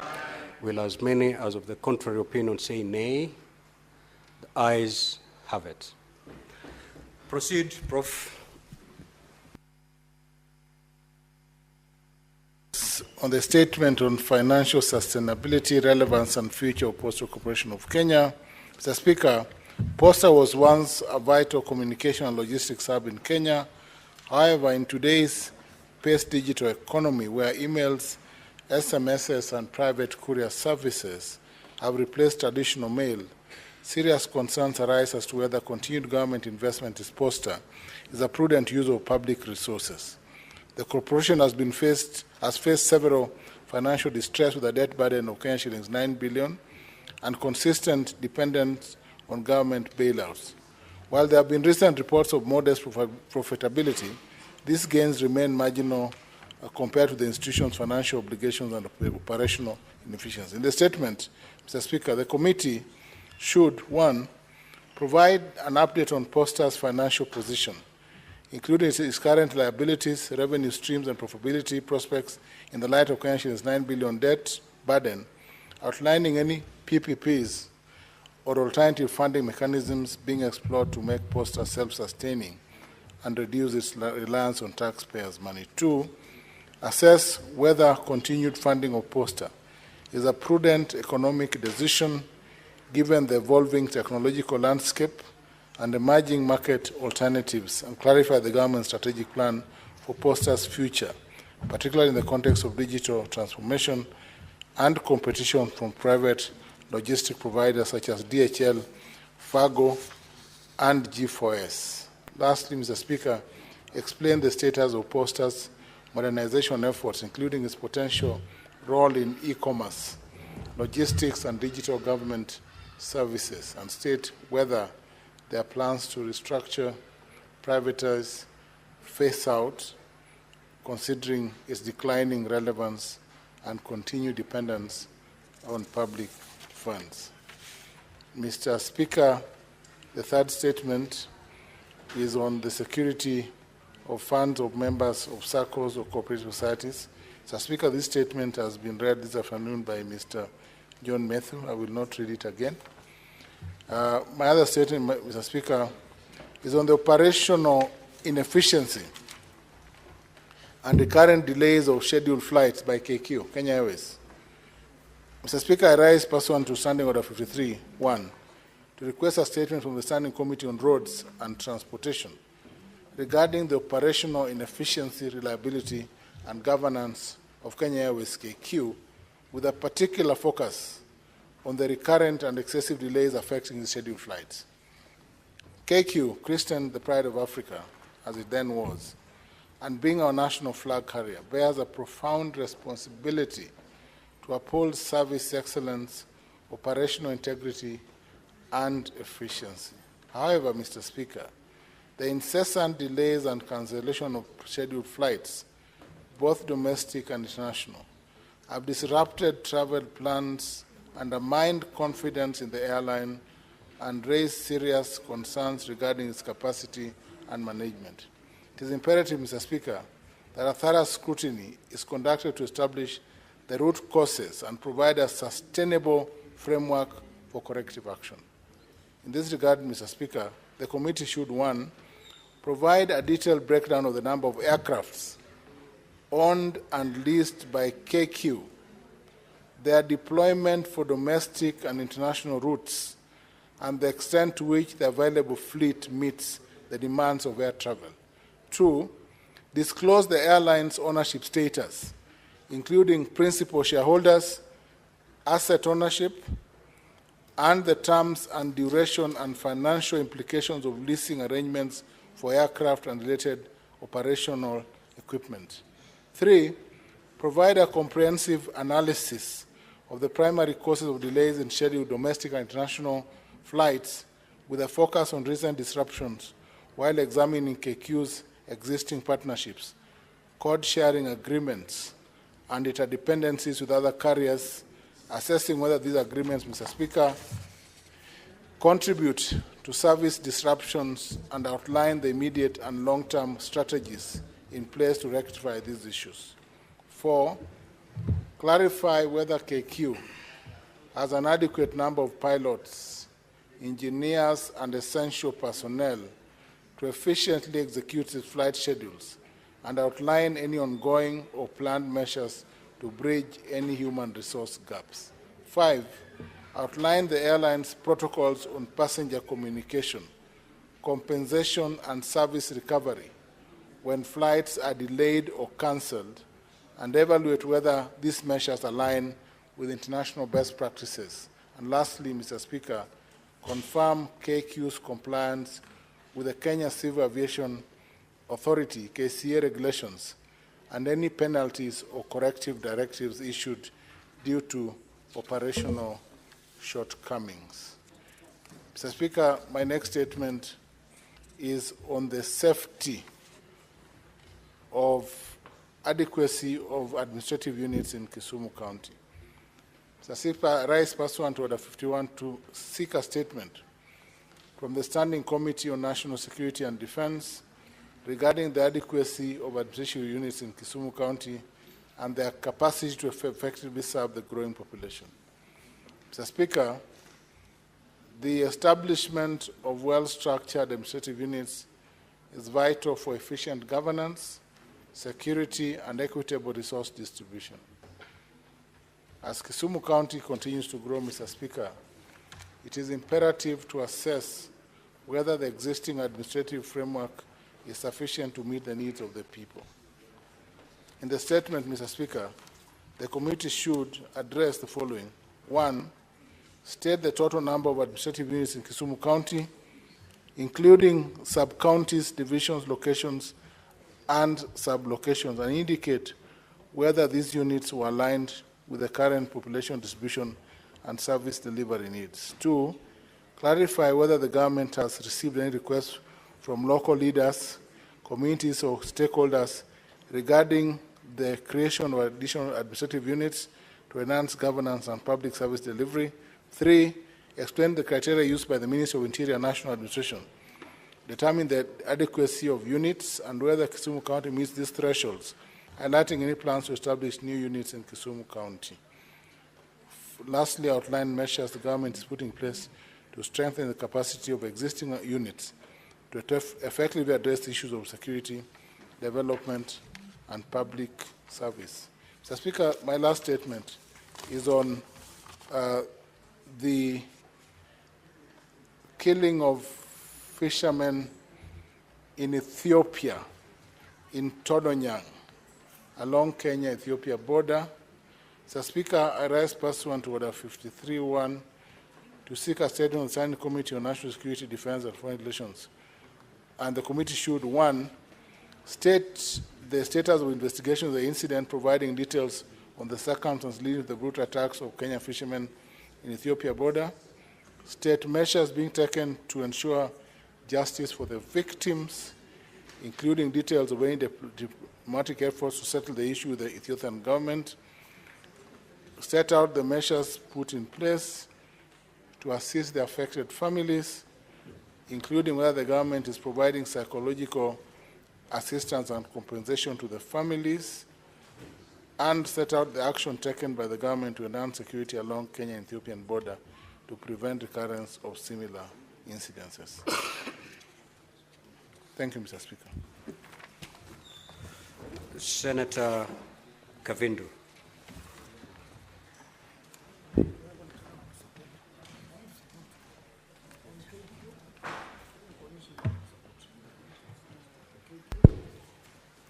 Thank you, Mr. Speaker, for this opportunity. Mr. Speaker, sir, I rise pursuant to Standing Order 53.1 to seek a statement from the Standing Committee of Lands, Environment and Natural Resources regarding the operations of Katelembo Adhiani Mputi Farming and Ranching Cooperative Society in Machakos County. In the statement, the committee should, 1, table the original survey map of the area measuring 11,967 hectares occupied by the Katelembo Adhiani Mputi Farming and Ranching Cooperative Society in Machakos County, including all the areas designated for public utility. 2, provide the original ballot allotment lists of the land, disclosing details of all allottees of the land and their respective plot numbers. 3, assess the authenticity of the title deeds in all other documents related to the land, including survey plans, multation forms, and deed plans. 4, outline the steps being taken to ascertain the legitimate landowners, including the individuals who have inhabited the Migongoni Dam area over a prolonged period, and to address the claims of forced relocation of the landowners and individuals by land speculators colluding with the officials of the cooperative society. And 5, explain the measures in place to ensure transparency and accountability in the compensation of project-affected persons, PAPs, in respect of the Migongoni River Dam project, in order to ensure rightful compensation of legitimate landowners in the long-term inhabitation of the Migongoni Dam area. Senator Agnes Kavindu Mudhama MP, Senator Machakos. Another statement, Mr. Speaker. Mr. Speaker, sir, I rise pursuant to Standing Order 53.1 to seek a statement from the Standing Committee of Health regarding the acute blood shortage in the country. In the statement, the committee should address the following. 1, the current state of blood transfusion services in the country, including details of available blood banks and laboratories reagents. 2, the reasons behind the persistent blood shortage in the country and the measures currently being taken by the Ministry of Health and the Kenya Blood Transfusion and Transplant Services, KBTTS, to ensure the consistent availability of blood transfusion services and blood reagents in the country. And 3, the measures and strategies in place to enhance public education and awareness campaigns regarding the reluctance of Kenyans to donate blood and to demystify the reasons, myths, and beliefs that may lead to this reluctance. Senator Agnes Kavindu, MP, Machakos County. Thank you, Mr. Speaker. Senator Mutinda.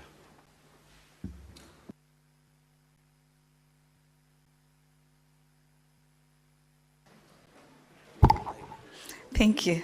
Mr. Speaker, sir, I rise pursuant to Standing Order 53.1 to seek a statement from the Standing Committee of Finance and Budget in regards to the delayed response of commercial banks lending rates to changes in the central bank rate. In the statement, the committee should address the following. 1, the factors contributing to the delayed response of commercial banks lending rates to changes in the central bank rate.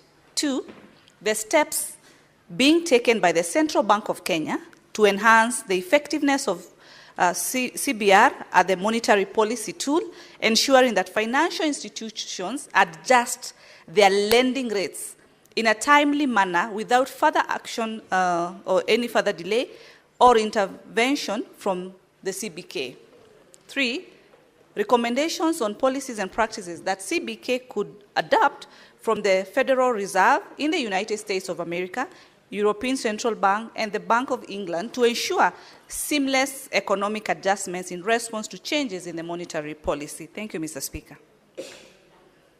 Senator Chute.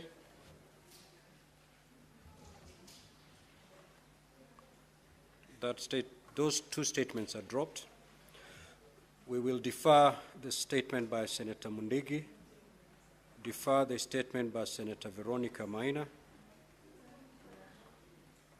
We now move to statements pursuant to Standing Order 57.1. The Senate Majority Leader.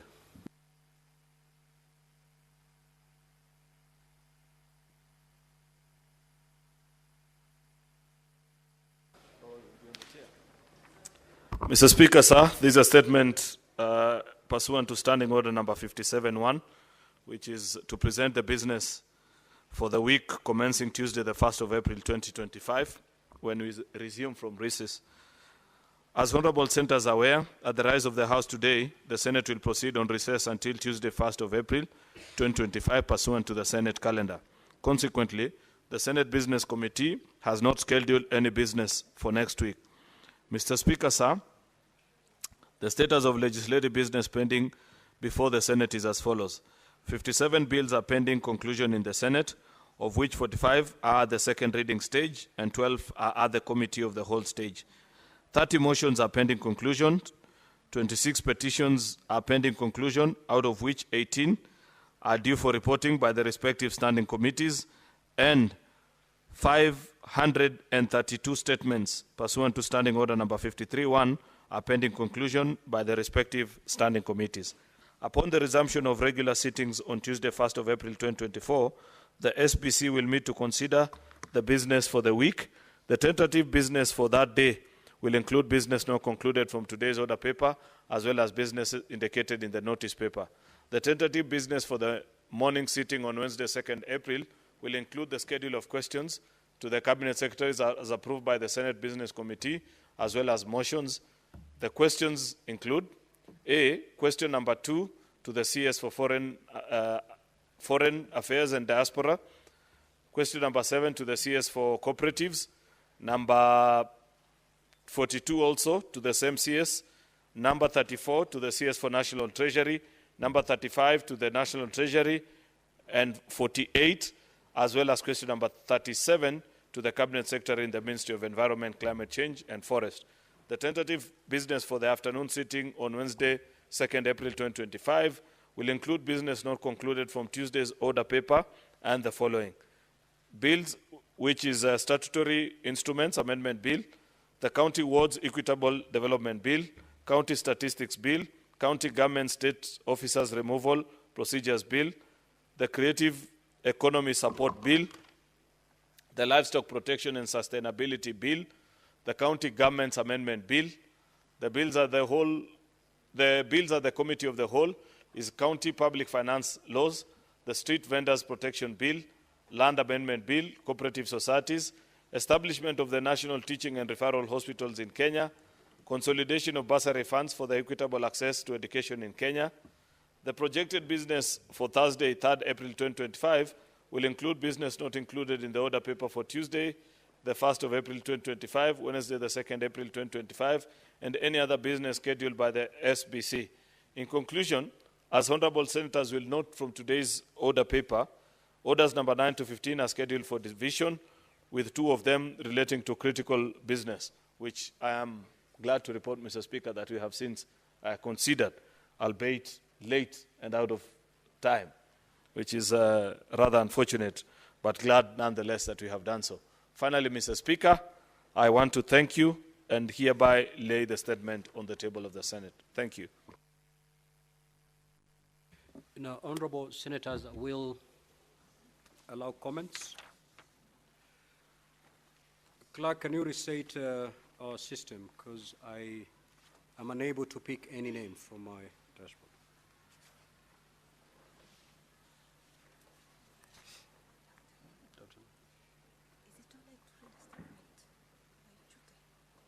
No, we've passed. Where were you? He just sent me the message just now.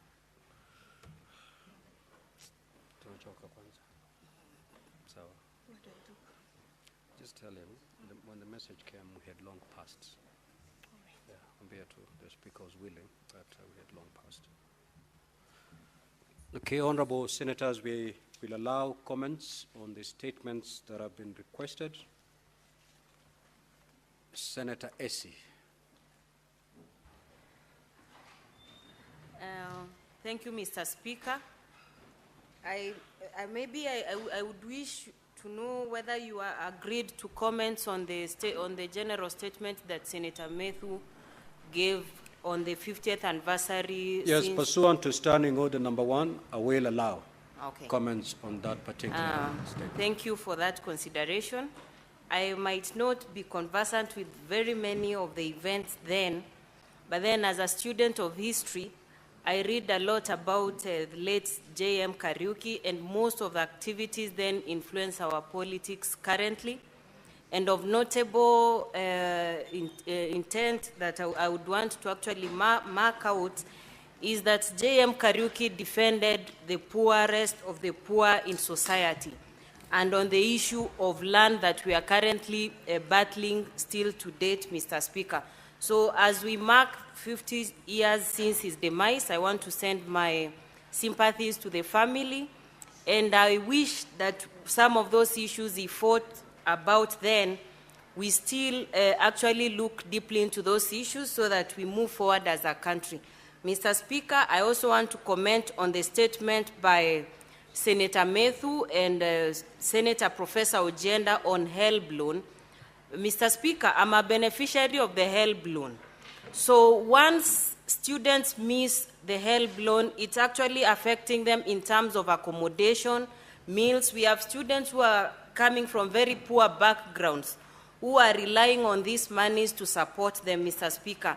Imagine a situation where students who are not able to get this money, they are not able even to report back to their universities and places of study. So, Mr. Speaker, On that note, I would also wish to encourage beneficiaries of the HELB loan to pay back. Once you've been able to successfully get a job, make it a point of urgency to pay back that money so that other students from very needy areas can benefit from this loan. And finally, I want to support the statement by Senator Sifuna on delayed capitation to schools. Mr. Speaker, heads of schools are having a very hard time. I do not even know how they are going to prevent strikes, because we are not going to expect heads of school to use their own money to run the school. So I want to implore the government that we prioritize sending capitation to school so that heads of school can pay even support staff money, can provide food for the students, so that we are able to keep our students in school. Thank you, Mr. Speaker. Senator Manzo. Thank you, Mr. Speaker, for giving me an opportunity to comment. I will wish to begin with a statement by Honorable Agenda in relation to delayed flights of KQ. Mr. Speaker, it is true that Kenyans traveling can get very inconvenienced, but at times this happens when something goes wrong with an aircraft or it fails to take off from another destination and therefore disrupts the rest of the events of the flights. And then also a flight takes off, develops problems airborne, and comes back. And that happened one time, Mr. Speaker, to the flight to New York. And people were stranded at the airport, although efforts were made to make them comfortable for many, many hours, and eventually messed up the whole schedule of the New York flights, which we was a big favor from the American government so that it could make travel easy. And therefore, Mr. Speaker, there is a need to make sure that the management is assisted by this House to make sure that our destination is reliable and the people wish to use our branded aircraft. The second issue is on the abduction of the chiefs by Mariam. Mr. Speaker, it is very surprising that up to today, chiefs who are first security people, who are usually accompanied by police officers who are armed, who are going to plan an event where the president is going to visit a part of Kenya, and which is a very serious security issue, even for the president himself, get abducted, and up to today have never been recovered either by the armed forces or the police forces, Mr. Speaker. That means if a chief who is well secured in an area in Northeastern can be abducted, then any Kenyan there, or even any Kenyan in Kenya, can easily be abducted and they find themselves outside jurisdiction. Mr. Speaker, I think this is a very important petition, and we should really do our level best as a House to make sure, first and foremost, these chiefs are found alive and safe, and to make sure that Kenyans are safe in the country. And the biggest responsibility goes to the President, the Defense Forces, and the Ministry of Interior. Every effort should have been made by now to make sure they are back. However, abductions are not a new thing in the country. We've battled with quite a number recently. We had an MCA who was abducted 8 months ago and was released recently. The circumstances have not yet been explained. And our own Senator Mutata had a huge squad to his house, ready to abduct him in one of the evenings, but luckily he had left the place. Therefore, any one of us can have trouble. The final one is the one by Honorable Kavindu, in terms of, in relation to the farming cooperative, where land is being stolen right, left, center, and where even there's a dam called Miwongo, where I had an opportunity to visit with my sister, Senator Kavindu, and then I realized for those who are about to be compensated, those pieces of land have been interchanged with others, because the government is about to compensate residents so that they could have a huge dam. And therefore, scrupulous people have exchanged the plot numbers and want to benefit while the real owner goes away without benefit. And I think this House needs to rein hard on that so that justice is done to the people. I thank you, Mr. Speaker. I support. Senator Boni. Mr. Speaker, I would like to join the Senator of Nyandarua, the family of Josiah Mwangi Kariuki, his friends and relatives, in celebrating the 50th anniversary of his passing on. And Mr. Speaker, as I do so, I want to affirm that we have a unique opportunity as government to refuse a repeat of what led to the death of J.M. Kariuki. And the best way to do it, Mr. Speaker, is to end the culture of abductions and extrajudicial killings, because it was in exactly the same manner that Mwangi Kariuki was picked from the Hilton Hotel and he went and met his death in Ngong. Mr. Speaker, the pain the family went through, this House should be part of it because we brought shame. It is in this House that the Vice President announced that JM was alive and he had gone to Zambia. Mr. Speaker, it is also in this House that the Commission of Inquiry was ordered by the then President that they expunge the names of the people who had killed JM. Mr. Speaker, borrowing a leaf from what has happened in the US, i.e., the truth surrounding the killing of John F. Kennedy has now come out clearly. We have an opportunity now for the truth to come out about these senior officers in government who killed Josiah Mwangi Kariuki. Mr. Speaker, it's good we guide Senator Medu to see whether there's a way we can do so that we push for this truth to come to light. And Mr. Speaker, integrity is everything. I know, not many might know, but a member of the cabinet, Henry Pius Masinde Muliro, former MP of Kitale East, quit his job as a minister because he said he could not sit in government that the prop had indicated had a part in the killing of Josiah Mwangi Kariuki. Mr. Speaker, my second comment is on the matter raised by Senator Catherine Muma about the position of mathematics in our new education system. I want to appeal to us politicians and the rest of the Kenyans that this matter must be left to professionals. Those of you who are old enough, you know that in our O and A-level system of education, all of us from primary up to the end of O-level in the fourth year in secondary school, mathematics was mandatory. However, when we were specializing at A-level, there was no need for us, unless you are pursuing a pathway that was scientific, there was no need for us to be given further mathematics. And therefore, I would like to support those people who are thinking that at senior secondary, it might not be necessary to teach people mathematics. Let mathematics be taught up to and including junior secondary. Mr. Speaker, sir, my last comment is on the statement sought by Senator Onyonka. Senator Onyonka has raised the issue of drug trafficking, and in particular, the unfortunate incident of the arrest of Margaret Nduta. Let us be careful, Kenyans.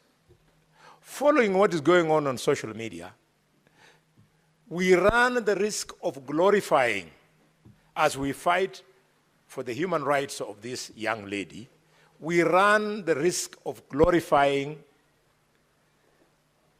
drug trafficking.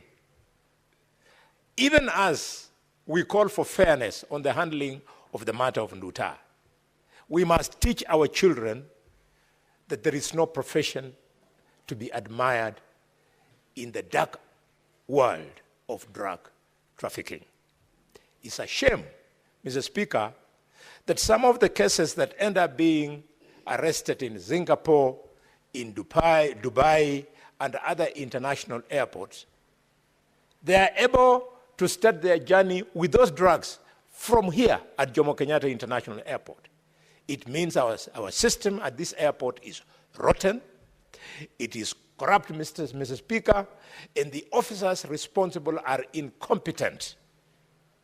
We can't have a country that is going to be profiled internationally as a country of drug traffickers. And Mr. Speaker, I was seated on that chair there when Professor George Saitoti was standing here, and he read to this country the top 10 drug traffickers in this country. They are on record. Some of them are in government. Some of them are very loud in the opposition. They were named, the drug traffickers. And some say that it's after George Saitoti had chosen to take them on that George, Professor, lost his life. Thank you, Mr. Speaker. Senator Gloria.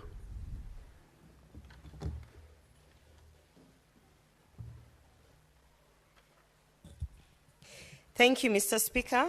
I would like to comment on Senator Hamida Kibwana's statement about the shutdown of the Kenya Health Information System owing to the departure of USAID from the country. Mr. Speaker, it is very unfortunate that we are living in difficult times. I think this is this is an example to show that as much as we are accepting aid and as much as we are saying that it is okay to have donors and all these international organizations supporting us in one way or another, Mr. Speaker, as you are aware, this is a very vital system. The Kenya Health Information System is a system that was holding data, medical data, health data of Kenyans. And it is that same system that is used to even have a foresight or focus on outbreaks and all sorts of sensitive things, Mr. Speaker. And owing to the departure of USAID, you can see now the system has been shut down. And the questions that Senator Hamida Kibwana are asking should actually open our eyes in terms of who are we trusting our systems, or who are we trusting some of our development projects with, even if it is international organizations. You can see that one of the questions that is being asked, Mr. Speaker, and that is why I want to highlight this so that Kenyans can understand, is that she's seeking to find out whether the Ministry of Health had an exit strategy or a handover process to ensure the continuity of the health data management. Mr. Speaker, I have always spoken about resiliency plans in terms of our programs, in terms of our systems, IT or otherwise. And right now we are in a situation where we don't even know if our health data has been accessed by third parties. We are in a situation where we do not have a resiliency plan, Mr. Speaker, and that can only mean that, God forbid, if we have an outbreak today, we might not even be able to do what is necessary to curb that outbreak and put in measures to ensure that Kenyans are safe. So, Mr. Speaker, as we are seeking to find out what is happening with that system now that USAID has left, I think it is also imperative that our Ministry of ICT might be able to ensure that some of these sensitive dockets or programs or projects, as much as we accept the funding, we should be in control, Mr. Speaker. Mr. Speaker, I also want to add my voice on Senator Richard Onyonka's statement in terms of the policy on the decision to remove mathematics as a compulsory subject. Mr. Speaker, it is, we all say and we all joke that we never use algebra in life. And we are always saying that some of the mathematics that we learned all the way to high school has never been applicable to our day-to-day life. But Mr. Speaker, we also have to appreciate that as we are moving to the competence-based curriculum, mathematics is actually an essential part of our lives, Mr. Speaker. Even just to start this session here, we always have to count if we have quorum, Mr. Speaker. So I think as much as we are saying that at one point we do not need mathematics, I think the decision has been hasty and a lot has not been put into real thought in terms of what are we removing, Mr. Speaker. And Mr. Speaker, I don't think it has ever hurt anyone to study maths all the way, even until college. I did not like mathematics. I have never liked it. But once in a while, I start to appreciate why I was in some of those very complicated classes, Mr. Speaker, because sometimes even on the applications of the bases and the themes that we learn in the mathematics, you never get to appreciate until you are out there in the industry, whether even in communications, whether in engineering, architecture, whatever, and you are forced in a situation where you have to apply some level of thinking that we acquired during those mathematics classes. So I think that was a hasty decision, and I do hope that as we are seeking inquiries as to what led to this policy and how we can further make our curriculum efficient, I do want to say that we must appreciate that, yes, we do not apply algebra everywhere, but some of the things that we are taught in mathematics are actually applicable in life, and I think it is a basis of our day-to-day lives in the different forums that we are. Thank you, Mr. Speaker. Senator Beatrice Ogola. I thank you, Mr. Speaker, sir. Mr. Speaker, sir, I want to start by supporting the first two statements on Order 52.1. And Honorable Speaker, as we remember J.M. Kariuki on the 5th anniversary of his death, I want it to go on record that I also want to remember in a special way one outstanding man we've had in this country, the late Tom Mboya, that came from Homa Bay County.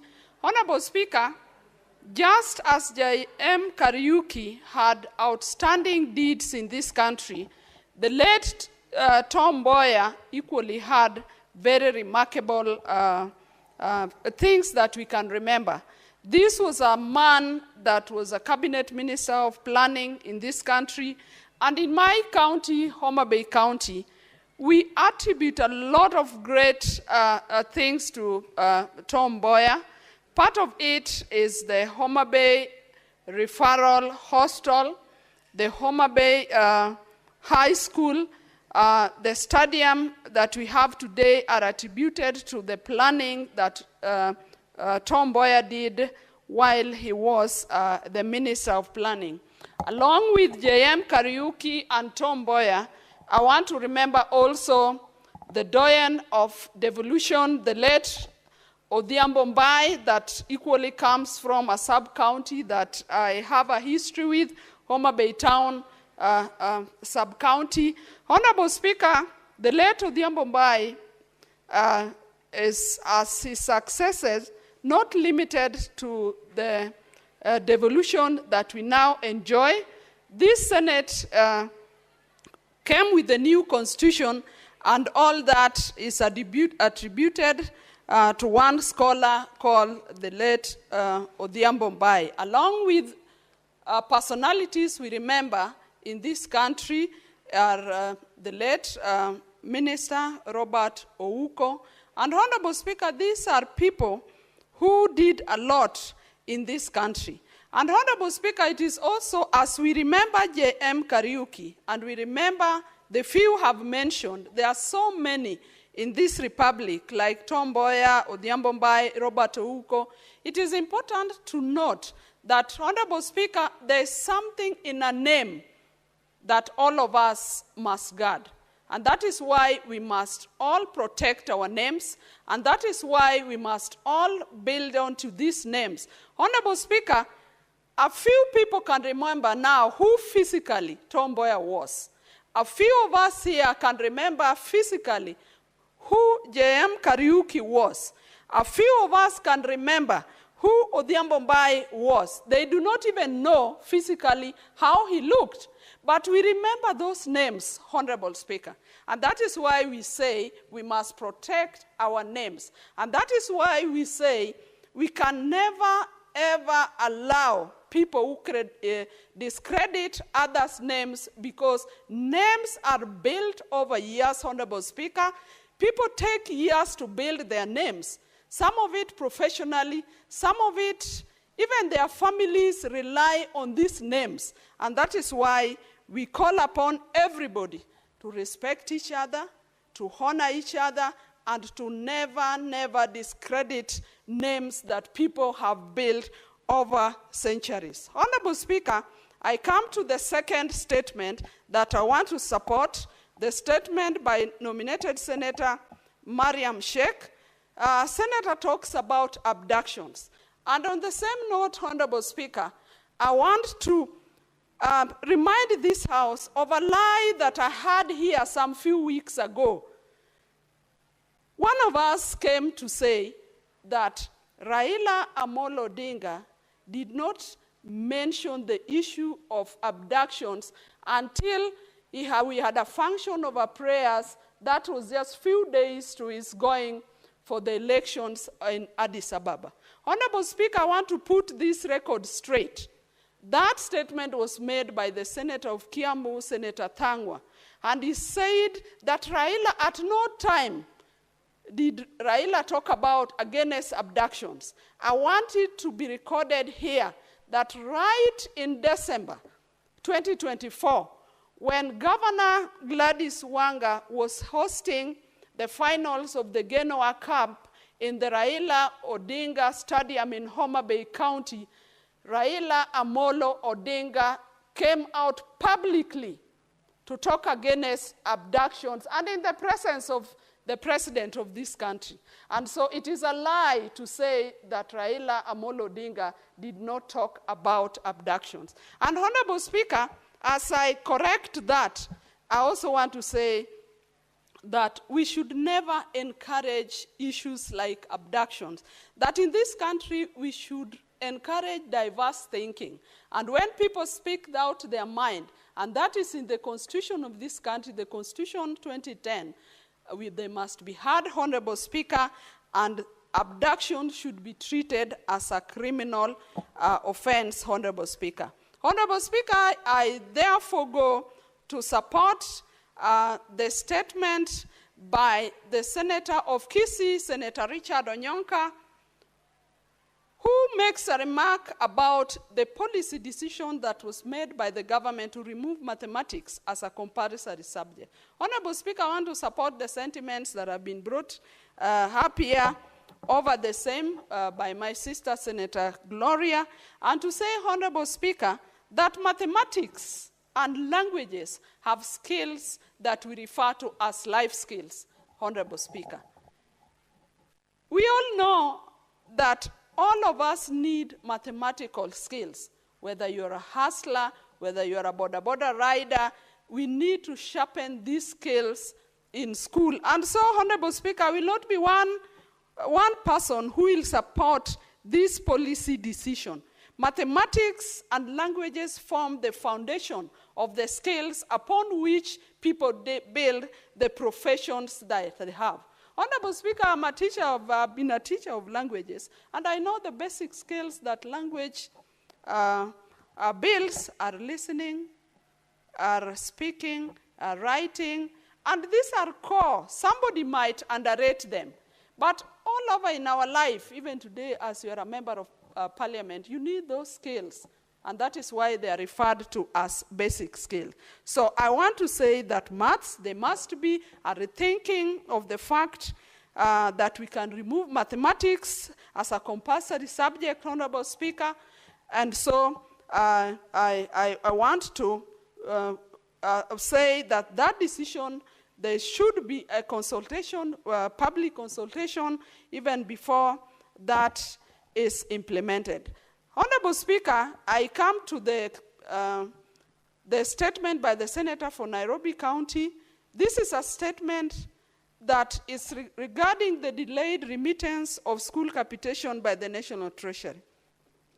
Honorable Speaker, just here a few weeks ago, there was a statement that was made by Senator Catherine Muma, where the Union of Secondary School Principals we're talking about proposing an increase to school fees. But, Honorable Speaker, you know the economic status of our people. All we are saying, and in that statement, Honorable Speaker, there were two factors that were considered: the late disbursement of funds from the National Treasury and a review of the capitation of schools. Honorable Speaker, success is not instant coffee. There must be an investment into the success that we require in our schools. A lot of managers and head teachers and teachers in general take their time, Honorable Speaker, in the education of our children. And as I remember, Honorable Speaker, there's a big percentage that the government must contribute, even as parents also subsidize school payment, Honorable Speaker. And we've often seen, Honorable Speaker, in the budgets of the Ministry of Education, we've seen monies that are allocated to our school. All we are saying is that these monies must be disbursed in time, Honorable Speaker, if we want success, or if we want our students to learn in time. The schools can only be efficient and effective if some of these funds are disbursed to them in time, Honorable Speaker. We all know that schools have a calendar, Honorable Speaker. They have a calendar which must be followed. Even there are term dates which must be followed. And all the activities that happen in school, Honorable Speaker, happen because of certain resources that are given to the schools. It is part of these monies that the school use even to pay certain to pay teachers where there are shortages of teachers, Honorable Speaker. It is some of this funding that the schools use to even build some of the infrastructure in schools, Honorable Speaker. The laboratories where the children learn must be funded. So, Honorable Speaker, we cannot expect success if the government is not investing in these schools. And lastly, Honorable Speaker, I want to support also this statement by the Senator of Machakos County regarding the acute shortage of blood in the country. Honorable Speaker, it is unfortunate that in this country we can have shortage of blood. Honorable Speaker, look at the number of accidents that are reported on our roads every other day. And these are unplanned for occurrences, Honorable Speaker. The government must plan well in advance. We have blood bank centers across the regions in this country. And, Honorable Speaker, there must be not only adequate blood, but blood that the hospitals and members of the public can reach anytime and at speed, Honorable Speaker. The need for blood is not only limited to the accident victims, but we also have sick people who need blood to be sustained. Honorable Speaker, we have often heard of people who only lost their lives because blood was not available. Honorable Speaker, as a House, this must be discussed by the committee when you finally give your direction, and we should never see a situation where in this country there's lack of blood. And lastly, the very last, Honorable Speaker, is to support the statement by the Senator of Kisumu. And this one regards, Honorable Speaker, on the adequacy of administrative units in Kisumu County and their capacity to effectively serve the growing population. Honorable Speaker, we have often said that we must take services closer to our people. And it is through these administrative units, Honorable Speaker, that we get structures that take these services closer to the people. We've talked about decentralization of services. We've talked about devolution of services. And, Honorable Speaker, this must not only be limited to Kisumu County. Honorable Speaker, I want to state that in the sub-county where I come from, that is Ndewa, our people are crying for more administrative units to be given to them. Through the effort of leadership, Honorable Speaker, and through some delegations that we made to His Excellency, the President of this country, we were able to get Ndewa sub-county divided into 2 sub-county. But Honorable Speaker, if you look at the length of that sub-county, if you look at the population of that sub-county, Honorable Speaker, we need that sub-county to get further subdivisions. And our proposal is to have 3 sub-counties out of the single sub-county that we have in Ndewa today. Honorable Speaker, this is in effort to getting services closer to the people. And Honorable Speaker, that is why all of us even applaud devolution, because we wanted services to come from Nairobi and to be devolved up to the county headquarters. And we are saying those services must not only be limited to the county headquarters. Honorable Speaker, these services must go down past the sub-county headquarters, up to the wards, and even up to the villages. So, Honorable Speaker, I support this in the spirit of efficiency, in the spirit of availability, and in the spirit of equity of services to our people, Honorable Speaker. Thank you, Honorable Speaker, for giving me that opportunity. Senator Gloria Oroba. Mr. Speaker, I beg that you allow me to, I was not here when we were honoring Senator Cheptumo, the late, and I was hoping that you could give me 2 minutes just to honor him, because I was not in the house. Proceed, Senator. Thank you, Mr. Speaker. Mr. Speaker, I want to say that having been in this house for a short period of time and being a first-timer, one of the people who had been mentoring me and who had been giving me advice is Senator Cheptumo, who actually used to sit behind me. And Mr. Speaker, so when he passed away, it was very sad for me personally, and I wanted to take this opportunity to honor him and to let the public, and particularly his family, know that indeed, in this Senate, he was actually a light to some of us who needed counsel, from legal counsel, counsel from ranking members, someone with experience of the House, and therefore I wanted to take this time to honor him, and also to say that I do hope that as we are always ensuring that we have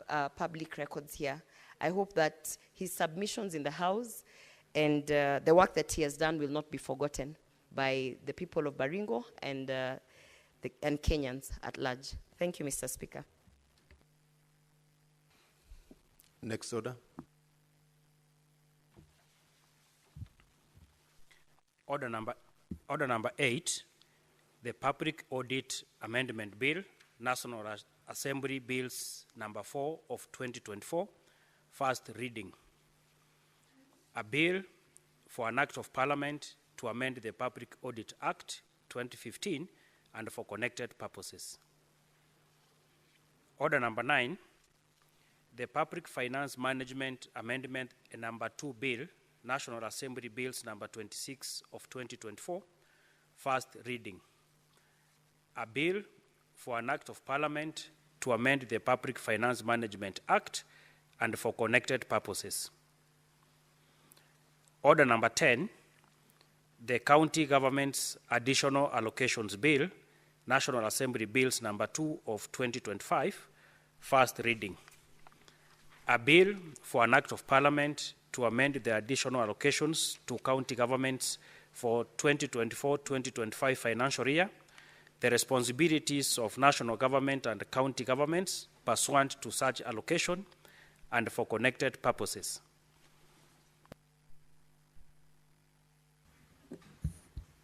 Next order. Order number 20, motion consideration of the joint report of the National Assembly Departmental Committee on Justice and Legal Affairs and the Senate Standing Committee on Justice, Legal Affairs and Human Rights on its consideration of the report of the National Dialogue Committee, NADCO, and the report of the Multisectoral Working Group on the realization of the 2/3 gender principle. Resumption of debate.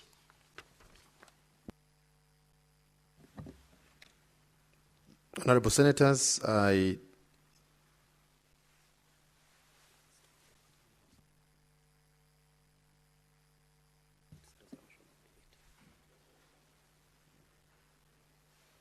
Senator Beatrice Ogola. Honorable Speaker, I rise to support this motion. And especially, Honorable Speaker, I want to applaud the leadership of this country, especially the two leading lights, His Excellency the President and the Right Honorable Prime Minister. Honorable Speaker, it is not for any reason that I want to indicate that I'm proud of these two gentlemen. Honorable Speaker, this is a discussion that came from the NADCO report. And the NADCO report